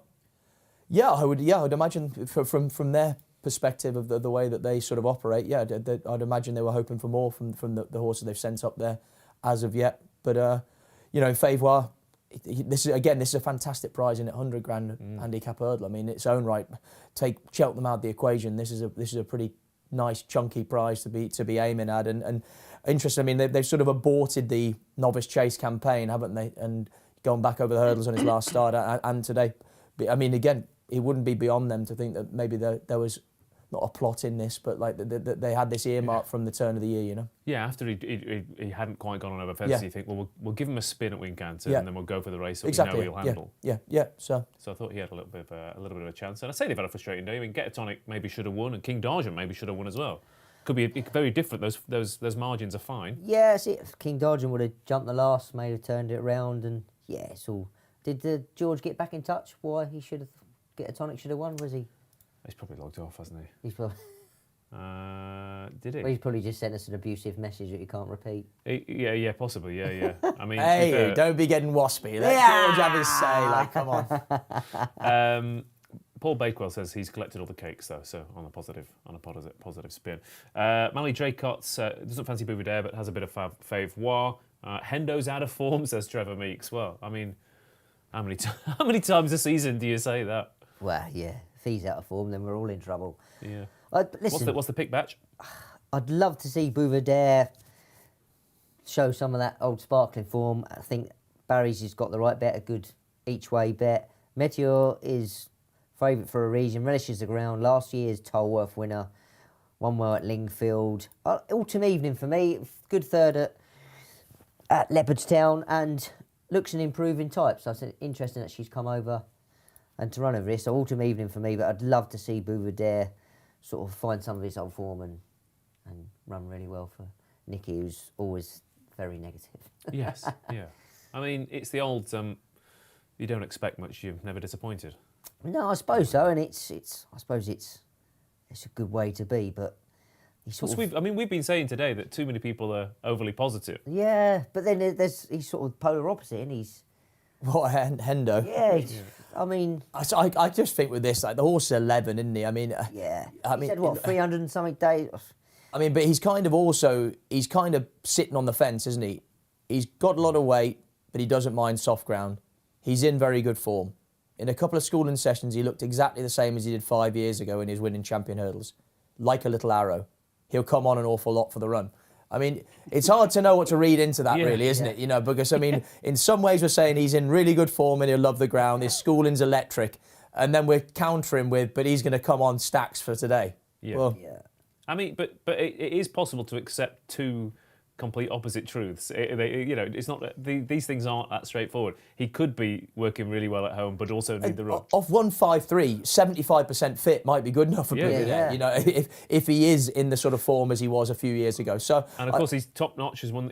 Simon Sigg, We Have a Dream. He likes, obviously before it was a handicap, but he likes targeting this race. yeah, completely. Yeah. Okay. What was your pick, by the way? I'm with Batch as well. Autumn Evening. I mean, like Barry flagging up the stable form isn't ideal, but I just thought that again the run behind Call Me Lyrene was a solid effort, and travelling over to try and plunder more British cash. Looks like we've got two hurdles out as well up there. Yeah, last looks like two. they're taking out the two up the straight. Okay. So we've had a couple of doled off up the straight, which. We'll see who that benefits, I guess. But Jessica Harrington, it's been a bitterly disappointing year because I mean she could barely put a foot wrong for several seasons, Barry. Whether it was Group 1 flat runners or top class jumpers, it has been a poor year. Yeah, by her high standards, it certainly has been, and she's gravitating more towards flat racing now as well. You know, she's very few national hunt horses, especially since the sizing operation of Alan and Ann Potts wound down following their passing. So, she hasn't replaced any of her national hunt stock. I don't think this is one of her few horses that she'd have in run. I'm sure she's only a handful of national hunt horses. Okay, Autumn Evening then has come over though to have a crack at the Morebattle. Autumn Evening for the gentlemen's. I've never been called a gentleman, Poste, have you? First time for everything back. You've earned it, mate. You've earned it. You've earned it today. My wife will be delighted. Who's the starter today in Kelso? He's really making hard work of it. That is a good question, but Give them a flag, Baz. They think they own the place. I mean, it's look. He's got some steps and a flag. Yeah. I mean, what's the spread for let's false see, starts next week? He's on the higher ground, 2 and weeks' he's time. puffing out his chest. But it's Kelso's big day, Barry. He's on the. They're on the telly. It's showing off a bit, you know. Is that what it is? Look at the way he holds that flag. Look at that. Barry. He's just. Oh yeah. There we go. Let's Not coach him for that. Watch There out! is- Look at that. That was the I mean, perfect technique. drop. Oh, wasn't it? look, and the way he brings it down behind his Really? back. Oh, behind the Beautiful. back. Oh, that is awesome. The technique on that. Right, they're off for the Morebattle, and into the lead is. I might try that Severance. tomorrow when I'm on the line. Linesman back. Severance then going on from Voiderev, Balco Saint. Wide outside is Metier, who's racing a little bit keenly, and then there's a gap back to the rest. But Metier's now Good throwing gallop it down. here, boys. Gallop. Isn't it just? Three of them dueling for the lead. Two of them, of course, Grade 1 winners, Voiderev and Metier. You've got three of them in this race, of course, with Bouvet. And Metier's now taken it on. Tolworth winner. A winner last time out at Lingfield. Goes on from Voiderev, Severance, Bouvet, Autumn Evening, Balco Saint. And held up last, the Sandereux, which might not be the worst place given. No, I Given think this we've seen duel for the it lead. throughout the day at Kelso. They've gone good gallops in some earlier races, and they've suffered for it later on in the races. It's a brave shout here from Sean. Yeah, it is indeed. Metier going on then. I mean, he's a thorough mudlark who when he gets into his rhythm can be quite hard to pass. But that's still a strong gallop that he's setting. That's a strong gallop round here. Yeah. Okay. How's the market reacted? Good Barry? jockey, isn't he? Very good jockey, yeah. 3.25 Metier, 6.6 Autumn Evening, 7.8 Severance, 11 Cormier. So your favourites come in considerably. He had the Betfair SP of 4.18 and he's into 9-4 now. So from nearly 7-2 into 9-4. I love where Autumn Evening and Bouvet are just sitting in the right place, just off the pace, almost leading the other pack. I'm looking at the Don Levant angle, as I call it. Harry Skelton with Favois, switching him off, running on late, finishing the frame potentially. At the back, Balco Saint was up there and has suddenly dropped back quite a few places. Quick mention for some rain, and there is no doubt as well. But Metier just fiddled into that. Severance didn't jump particularly well, and they've gone from going a little bit too quick, Charlie, to slowing it down they're again. slackening the pace. Sean Bowen, as Barry alluded to, brilliant jockey, just stacking them all up now as they run downhill. Imagine he'll start to lengthen them once they turn around the bottom bend and straighten up for home. You know, that strong early pace was basically so that he could assert his dominance out in front. I would imagine so. Also, do you know what? It doesn't help. There was no hurdles to jump up the straight, Yeah. and so hurdles break rhythm up and cause slackening of pace. And Yeah, they must only have 2 hurdles to jump. exactly. Yeah. Okay, Mathieu in front then. Not much jumping to go with Severance, who was a heavy ground flat winner, which is going to suit him if there's nothing to jump from here on in. Favoir's travelling well. Bouverdare's travelling well as well. Mathieu. Bouverdare jumps in on the inside. Severance still going. There is no doubt. Is not completely out of it. Bouverdare is travelling all over. He'd prefer to be jumping hurdles though, wouldn't he? The way he jumps, he's so slick over them. Favoir's in there. Autumn Evening's in there. So far, everything we fancy. He's got a little bit of a squeak here, guys. So are you happy, Charlie? Just come off the bridle. Cormier's travelled up very well. Yeah, Favoir as Your well. selection's travelling well, Ross. Yeah, I'm hoping this gets into... Yeah, I mean, he does Favoir, travel well as well, but this could well be the angle. Favoir is travelling well. Voiderev, Cormier also finds plenty based on his effort last time out. Severance down the inside. Favoir is catching the eye, though, but does he find enough off the bridle? There is no doubt. Metier is very well and truly off the bit. And a lot of these are absolutely spent, which is no surprise given how quick they went early on. But it's Severance, like I said, who was a heavy ground flat winner, who is going on. Favoir, though, is screaming for room, and Harry Skelton switches to the inside. It's been a difficult day for the Skelton so far, and Harry Skelton is not having much luck. It's Cormier and Severance. Cormier and Severance going head-to-head. Cormier pulled out plenty at Cheltenham. Who wins, Batch? Cormier, I think he's going to hold on. Sandarou's not too far away either, but it is Cormier in front. Cormier pulling out plenty. As we mentioned earlier, Brian Ellison can do no wrong with some of these horses, and he goes on to win. Cormier beats Sandarou. Favoir back in 3rd place, and there was a gap back to 4th. But Cormier, who came out of the Greatwood, of course, which has thrown up winner after winner after winner, beat Severance. Yeah, confirmed form with Severance. And he's beat him even further there. Yeah, I mean, Severance a pound out the weight, but yeah, I would argue Cormier has shown even greater supremacy over Severance then, and I mean he travelled very, very strong. We've got Cheltenham entry for him at all or not? Yeah, I mean County and Coral Cup. Yeah, the County looks. You'd say so, especially if we had a bit of slow ground on the Friday. You know, as in like that ability to travel and jump like he can. I mean, you could see it. I mean, whether he can win the County a little bit, you'd see him travelling well coming down the hill, wouldn't you? Well, like I said, I mean, he was fairly comfortable beaten in the Greatwood, but he's run some really good races in similar events to this without getting his head in front. But suddenly he's found the knack to winning.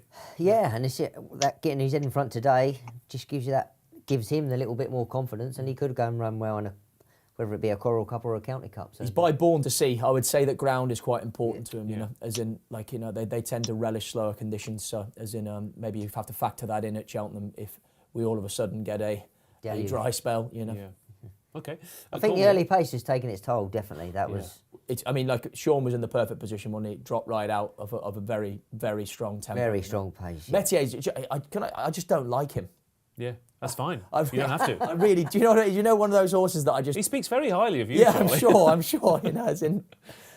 Why don't you like I just him? find him. I just think like my he's missus, soft. Like, I Charlie. just think he's just really inconsistent. I think he checks out very easy when he's not having it his own way. I think he's a bit of a flat trap bully of a horse, if I'm honest. Yeah. Okay. You think? I mean, he is very all or nothing, isn't he? Yeah. Metier. Yeah. But again, I mean, Barry, just talking about how the exchange reacts sometimes. The front runners often shorten just because people are trading on them, but sometimes you sit there and you think they are going way too quick here, yet the market often reacts to the front runner being in front anyway. I mean, we said they were going a mad gallop, yet Metier actually shortened in the betting. Yeah, he shortened it to 2-1. He hit a low 2-1 for 102 quid. Also trading odds on and running Severance, who hit a low 1.80. Your winner, Cormier, gets a quote of 12 from 20 for the County Hurl, and he's 16 from 25 for the Coral Cup. So, be interesting. Did we ever find out, is that bonus still on offer from Kelso for the winning at the festival after winning the Morebattle? Let's have a look. See if we can. I think it might be. Yeah, it just says the introduction of a £100 bonus if the winner can follow up at Cheltenham has revitalised the Morebattle hurdle at Kelso, and 8 of the 12 declared runners in today's renewal hold at least one entry at the festival. Yeah. So it must be still on. Great to see. Brilliant. Great yeah, to see. Absolutely brilliant. Yeah. Yeah, and it works. It clearly worked because we've had a great field, a cracking finish, and a horse who's definitely barring accidents. I mean, gonna it's get a like, chance. as a race on a Saturday, that was brilliant, wasn't it? High-class horses, loads of money, Yeah. handicap that brings them all together. Some You'd hurdles like to to see jump more would of be it. nice, though. You've a dual champion hurling winner. Yeah. As Ross said, Yeah. there's 3 Grade Yeah. 1 winners in the race in the handicap. It's fantastic to see. And people want it. Punters want it. Punters love it. It'll be our highest turnover of the day. Do you think, though, Barry, race. for racing moving forward, it's actually something that should be more actively sought out rather than these rubbish small field graded races, to kind of try and drag in good horses to run in handicaps like that with big money on the line? I think it's inevitable. It's going to happen. I think it's inevitable because it's good for the levy and it's what punters want. It's good for competition. Those small field graded races are just kind of strangling a Saturday, and it's not good at all for the game. Yeah. And it's not. You don't. No one's learning anything in those races, are they, Batch? You're not being entertained. Horses aren't necessarily improving because they get to go around and get into their own rhythm. And you in any sport or in anything in life, you learn from being tested at the highest level and in tough races. And that's what people want to see. And we are in an entertainment industry at the Yeah. bottom line, and you need to get people to get involved in racing. And all these graded races, they're sort of, oh, is that it? Yeah. You need something. And today, I think that's grabbed people, and you've seen some good racing, and that's what we need to, going forward, that's what we need to do. Yeah. I mean, if the 100-metre sprint, everyone You may want it have... staggered. Yeah. I was going to say, if there was a Usain Bolt in every race, and you think, does every race just get won that easily? In racing at the moment, What if Usain Bolt had to give Ben Johnson 10 yards or something? Yeah, like that's that, what I want to see. Yeah, that'd be amazing, wouldn't it? Yeah. Let's do it with everything. Yeah. But as a jockey though, because you're potentially taking a few easy winners off the table for some jocks, aren't you? Not for us. I mean, the small field graded races weren't really where we sort of plied our trade. Yeah. I mean, I just think, no one's saying that you're not going to have graded races anymore, but there's just surely too many of them and too many options for good horses to just caught unbeaten records and have it too easy. As in, I'd just thought things like today are an obvious answer to benefit racing across the board, I mean, us here today watching racing, it's great. Moving forward should be more of that. If you did, hand on heart, if you did have your jockey's hat on and you had a good horse and you've gone to a grade 1 and there's 2 other rivals that are not going to lace your boots and you're like, oh, yeah. You're looking at the old page. Yeah, of course you are, yeah. But that's just putting it from a different point of view, from a jockey's point of view. But we're all here sitting today watching that racing, and it's brilliant. It's great. Yeah, because I remember, we were in when... We've seen some races, it was as nice as it is to see Brave Man's Game ping every fence, for example, and beat 3 or 4 rivals in a novice chase. It's eventually, if you get 3 or 4 of them on a Saturday, you go, I'm going to watch the football instead. You switch off, yeah. Yeah. I mean, and going to Cheltenham, Brave Man's what is with that horse, I'd love him to take on Galloping Deschamps, but it looks like they might go their separate ways. But who's learned more, Galloping Deschamps or Brave Man's Game from their exploits this season? They've not really. They've just. I mean, all I would say, Brave Man's Game, he did lump a big weight round Newbury the last day in Novice Handicap chase. And he couldn't But that's help. because he was in a handicap. Yeah. And he couldn't. So, I mean, I think he's learnt plenty. As in, I think he's pretty battle-hardened and I think he knows his job, Brave Man's Game. Okay. Let's get to the Doncaster then for the Grimthorpe chase here, where Storm Control is favoured ahead of Under Supervision, Limilos, Mr. Malarkey, Cloth Cap, Legends Gone, and So You Think So Again for the Skeleton team, who keep hitting the frame but can't get a winner. But Storm Control has bounced back to form, Barry. Who was legless on the running last time out, though. Do you think he will gallop them into submission this time, or have you got something else up your sleeve? He traded at 25 to 1 on last day. Traded at 104 in running before getting collared close home. Yeah, but he's 4.3 favourite today, so 135.9 under supervision. The Milos has been a big negative in the race. He's out to 6.0. Mr. Malarkey has been well supported into 9.2, and it's 82 Cloth Cap Legends Gold. I was going to have a few quid on under supervision for the Twisters. He's an improving sort. The heavy ground won't inconvenience him at all. He's still only a 6-year-old. He's 11 lengths to turn around with Lemilos on their last running. But like I said, I think he's a horse going in the right direction, and the heavy ground will suit him. So we're just going to have 25 quid win on him, please. It's a race that I was struggling to have a strong opinion in, but we just have 25 quid win at 6.0. Be happy to do that, please, Charlie. Okay, under supervision then is not quite backed because he shortened up a little bit in the betting. Batch it's not an easy contest. Storm Control again coming back to the scene of that second last time. Yeah, I'd like to see Dare sort of count to 10, jump in the second last. Listen, the horse was travelling well last time. He's just got there a little bit too soon and he just idled in front. I'd love to see him win for him. Mr. Malarkey's move yards, wind operation, Richard Bandy has got a good chance in the cross country at Cheltenham. Cloth Cap, since Labrooks, I don't know what's gone on, it's all sort of gone Pete Tong. But yeah, I'd like to see. Or has it? As in, Yeah. Or is it all going to plan? Yeah. Yeah, there is that. But yeah, for me, Storm Control, I'd love to see Dare win the Grimthorpe. It'd be a good day for the young lad. When he won at Newbury, Storm Control, he idled and everything kind of came to his heels, and he still pulled out more. He had enough time. I think he had enough time at Newbury. He just got chinned, didn't he, by Windsor? Right at the long Avenue. wrong point at Donny, and Newbury just got back into it. And yeah, I just wonder whether it was in the back of his mind thinking, oh, you know, we're okay. Even if all I I go do on is any stay idles. and I respond when others come to me. I think North's a bit of a monkey, you know. I mean, he's a massive, and I think that Dara didn't really do that much wrong. But yes, I would agree with Batch. I think on reflection now, he's surely going to wait a little longer and take a lead. I mean, you'd love to have a lead going down the last, try and wing the last thing and have one run at it, you know. Listen, he's a young lad. He's learning his trade. He would have learned more from getting beat the last day, and coming today is going to help him moving forward. And listen, he's claiming for a reason, but I don't know how long you've been in this game. You ride different horses day in, day out, and you're always learning. Yeah, of course you are. Always learning. I'm going to give him a chance. How long do you keep your £10 claim? Is it 3 winners or 5? 5 winners? Five. Yeah. I'm going Cloth Cap. I'm thinking this has been a plan all along. National weights are out, and here we go. Suddenly he's he'll be Found his form again. he'll bounce Because he back. has shown a bit of it. He's shown plenty of enthusiasm early in his races. He ran well for a long way at Ascot. He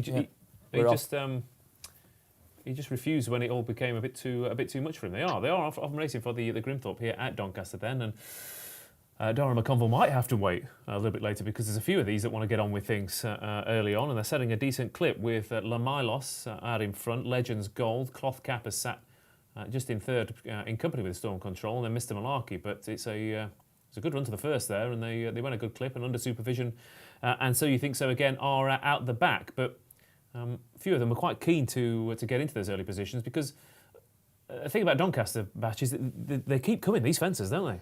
Yeah, they do, yeah. And they come up the straight, they come quick. But it's been the order of the day. They've gone good gallops all day long on quite testing and hard ground. It surprises me, really.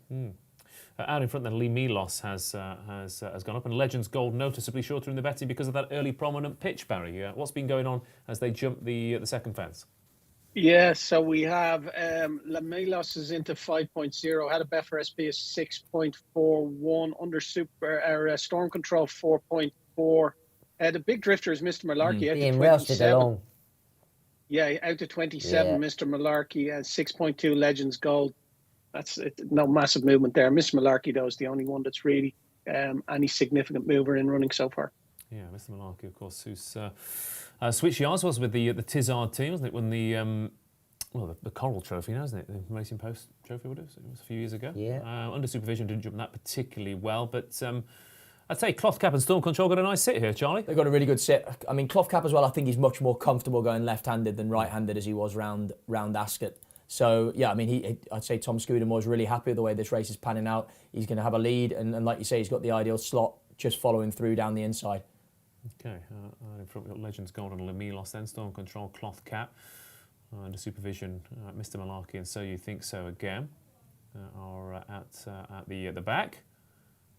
But home straight at Doncaster, and nothing too dramatic happened so far, apart from, like you said, Mr. Malarkey maybe losing a few positions. But these two are keeping each other company. Legends Gold and La Milos both stay, both handle conditions. You could say that about the third and the fourth, though. So the race yet to unfold. As I said at Donny, it's just been 85%. I'm not saying 85% of the race is useless, obviously, because you still have to jump round, but it's the home straight that's making all the difference, isn't it? Yeah, definitely. And still got a long way to go, so it can see how the race unpans. Mr. Malarkey looks hard at He work, and does, Dave yeah. Orton would say he'd be saying put another 0 on it, wouldn't he? As in bless him. Ooh. Yeah. And Sammy, Julie hacks up. yeah, exactly. Yeah. Sammy Twiston just switched off the inside there, coming up the straight as well. He and Bridget Andrews had a changing of opinion, and Bridget's gone to the inside rail. Sammy switched one off. Have you ever suggested to Dave that he takes up in running bets in Barry, potentially? No, he's the worst in-running judge of all time. I swear to God, the words are only out of his mouth, and the horse prices crash. Tell me, lads, did jockeys talk to each other much in these sort of races? Are you having the chat going around, or is that a kind of urban myth? I think like there might be the odd sort of exchanging of a comment about pace of race and things like that, but I don't think so too much, really. Do you? I never. Maybe talked a bit more. I never shut up. Patch talks in his sleep for 8 hours when he's riding. I was talking to Paddy Aspel the other day because he's involved with the jockey cam, and he was saying it's fascinating sometimes, and I mean they do have to mute quite a bit of it, I think, when they come Paddy's back. always permanently on mute, isn't he, Paddy? Bless him. Yeah, I mean, then you get people in a finish. Some people like roar and scream and that, and some people don't say a word. Kieran Fallon whistles at them. I mean, I don't know. Who knows what the right answer is? I mean, to be fair, I imagine after you're not thinking about it, you just storm control took a bit of that out with big you. time. Mr. Malarkey, though, He has. suddenly has got back involved here and remember what racing's all about. What's happening, Barry? So there's Legends Gold 4.1, 5.7 Cloth Caps trading shorter, 5.4 Lamilas, 7.6 Storm Control. He's a big drifter. And the horse that I backed in under supervision is 5.1. They're all bang there with chances, it has to be said. Just like the hurdle race earlier on, but the mares race, they all travelled well until they turned into the straight, and then they all drop into holes. Yeah, like I said, I mean, also over fences yesterday, Doncaster, they turned in. There was about a length and a half between a lot of them, and then suddenly a lot of them spat out the dummy. Mr. Malarkey suddenly back into it. Storm Control still travelling quite well, but Legends Gold is the one that is booting. Cloth Cap's in a nice position. Yeah, Lemilos has lost his pitch. I think he's the one that's beat. So you think so again? Has been off the bridle for the vast majority of the way. Under supervision travelling into it for the Twist and Davies team. But Batch, what do you like? Cloth Cap still sitting, just biding his time, Scoo, still travelling well. Mr. Malarkey. What's hit the front? Run a funny race. Yeah, here comes Mr. Malarkey. Here comes under kicked on. And he's supervision. pricking his ears as well, Storm Mr. Control's Malarkey. Now he's in front. Under supervision is stalking though as they turn in. We've still got 4 fences to jump, of course. A lot of galloping Davies, to do. Cloth Cap also in with a bit of a squeak. Don't rule out the Hemming Silks of having another winner Sam's here. not panicking. Cloth Cap jumps up towards the heels of Mr. Malarkey. Cloth Cap surely Cap, is the one to beat here, although under supervision is catching the eye behind those. Legends Gold has gone. That early pace has collapsed here. Yeah. It has left 3 of them in with a chance, but Mr. Malarkey is not stopping, Charlie. He's not. I mean, he's pricking his ears as well, isn't he? Right, old monkey of a horse. I mean, but there's. I mean, I think he is the one that they've all got to get past, because I'd imagine he is going to keep picking up as these challenges keep coming to him. Sammy Twiston Davis trying as hard as he can to keep under supervision on the bridle. He's going to try and have one go at Mr. Malarkey. Yeah, and he's got a crap, but Mr. Malarkey still has a length and a half advantage over under Keeps supervision. finding Malarkey, doesn't He he? keeps on going, but under supervision surely has his measure if he finds anything. Does as he? comes Does he? towards, Come on, Harry. The final fence. Go on, Harry. Mr. Malarkey in front. Here comes under supervision, who jumps it better than Mr. Malarkey, but Mr. Malarkey is Come on, not Harry. done with. He's fighting back. Go on, Harry. Mr. Malarkey, under supervision, is between these two, but under supervision for the Twist and Davies good team ride. is pulling out more to go on and score from Mr. Malarkey, Baz. who Well just done. keeps on grinding. Mr. Malarkey snatched up a little bit at the end, but big run in second there for Mr. Malarkey, but he couldn't. He never give up, Harry. Great ride. Yeah. He did very well. He got that horse into any sort of challenging position. Yeah. And Cloth Cap beaten a long way, tired in third. But Barry, you saved the best to last. Yeah, he's given that a peach of a ride, hasn't he? He just Yeah. coaxed him and cajoled him into the race, and only went for him after jumping the last, saved a bit of petrol, and that's what got him home. Really, really class ride there from the winning jockey, Sam Twiston Davis. Mr. Malarkey hit a low 1.60 after you telling everyone to put a 0 on the end of whatever. I was still right. As it's called an exchange terminology, doing a Dave Orton on. Doing a Dave. Yeah, and outside of that, Storm Control hit a low of 3.85. Cloth Cap also traded at a low of 2.25, so 5-4 for Cloth Cap. But yeah, you're winning under supervision. A Betfair SP is 6.0. under supervision then wins from Mr. Malarkey. Those two miles clear of the remainder, and yeah, it was a titanic battle there, Batch. Yeah, I'd say it's a great ride from Sammy. He's jumped the last and he's just gone half a length up on Harry, and at Donny there, when he's got on the rail, he just let him come across, intimidate. He might get a couple of days suspension for that. He might do. He's just His intimidated. head on will be interesting now. Yeah. As in, I don't think there's any danger of the result, but I mean, he's sticking the right hand. Like you said, horses always want to drift left towards that inside rail at Doncaster, and once he goes to go with the stick now, I mean, he keeps trying to keep him straight, but here he does come across him just there, and Harry has to snatch up. Yeah. Doesn't look great, does it? On No. the head on. He could get a day. 12 from 25 for the Ultima. He's what? Sorry. 12 from 25 for the Ultima, the winner under supervision. Okay. Under supervision then beats Mr. Malarkey. Is there a stewards? Is it? I haven't. I don't think I'd like to say whether there'll be. I don't think there'll. Yeah, it's Stewart's inquiry. Yep. Yeah. Okay. Well, we'll see that. See what that market reopens at in a second, then, Barry, because yes, I don't think the results will be affected. It hasn't reopened, but they might just put it up under specials if they've already closed. I think Sammy could be getting a day or two. Yeah.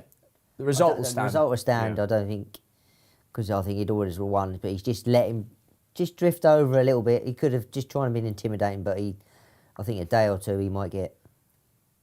I mean, it was clever riding in that he's riding so tight, he's leaving him not really a lot of space to try and get into that gap on a horse that does respond well. And when Harry has snatched up, the race was over. Yeah, he's already on the line. If he was Harry, I would have snatched up a bit earlier. Yeah. I've gone here. Made a meal. Yeah, made a meal of it. Yeah. Under supervision then wins over at Doncaster in the Grimthorpe. So we're not doing the next race then? Is that? No. Oh, okay. No. It's on the Just the 9 today. Just the 9. Yeah. Just an easy day today. Half day for you, Batch. Will said you were that frazzled after your journey down here. He couldn't put you through 10 races. I was going to say, I mean, it feels like I left home yesterday to try and get down here, but still, thanks to the cab driver for making me here on time and charging me for the pleasure. Yeah, I mean, we haven't had a dull race today, have we? We've had a few crackers. Few crackers. Not tipped a winner today. Not very good. Horrendous. You've gone from the sublime to the ridiculous, Batch. Absolutely, yeah. I need to go home and have a word with myself. You're on fire. On fire now. Extinguished. I'm in an igloo. Charlie, what's been your highlight of the day? Highlight Apart of from the day. Batch not tipping a winner. Highlight of the day. I'm going to go for... I thought Cormier was very good in the Morebattle. I thought that was an excellent race. I thought it was a good advert for racing as a whole, actually. Yeah. Yeah, it was a cracker, Yeah. Batch? Bundoran turning back the time and going his head in front again. Good. Fair enough. I'll go for a bit of Anne Hamilton action. Oh, yes, Oh, yeah. Nuts win. well, yeah. But to be fair, there's quite a few candidates for There is, the yeah. highlight today. Barry, what about you? Obviously, the last winner always helps. That does help, yeah. That, and I suppose looking to the future, Tamarak Dumathan. I think I'll be backing him wherever he roughs up next in one of those spring festivals. So, yeah, I thought he caught my eye today big time back when he's back on a bit of better ground. Lovely stuff. That just about brings it to an end. Shout out to Paul Bakewell, who had a good day as well. Paul Bakewell says apparently Dubai Days has been laid out for the next one. Ross might win on this one. Let's not get carried away now. I'd be lucky to actually stay on it over a single obstacle. Mally Draycott, thanks for tuning in. Trevor Meeks as well, and Chris Timms and everyone else who's watched this afternoon. Barry back next week for Sandown, of course, and then, well, it's all the talk suddenly becomes action, doesn't it? Yeah, the Imperial Cup next week. Looking forward to that. Always a nice race to build your pot, your Cheltenham free bet pot on the Betfair Exchange and Sportsbook ahead of the festival, and then 4 days of the festival. I'm over there from the Monday morning, so I can't wait. Really looking forward. It'll be my first time back in Prestbury Park since the COVID Cheltenham, as they call it now. So looking forward to getting back and meeting up with old friends and having a little stroll through the Guinness Village. Oh, I'll meet you in there, Baz. You buying?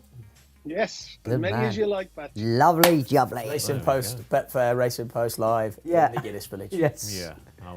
10 minutes. Teams I think you'd meeting in the Guinness Village. Yeah. Thanks everyone for watching. Thanks, Batch. Thanks, Charlie. Thank you. Cheers, mate. And we'll see you all very shortly. Back next Saturday, of course. Then for 4 days of Cheltenham, and Dave for autumn. We'll be back in the saddle. Good afternoon, good evening, good night. Have a nice weekend.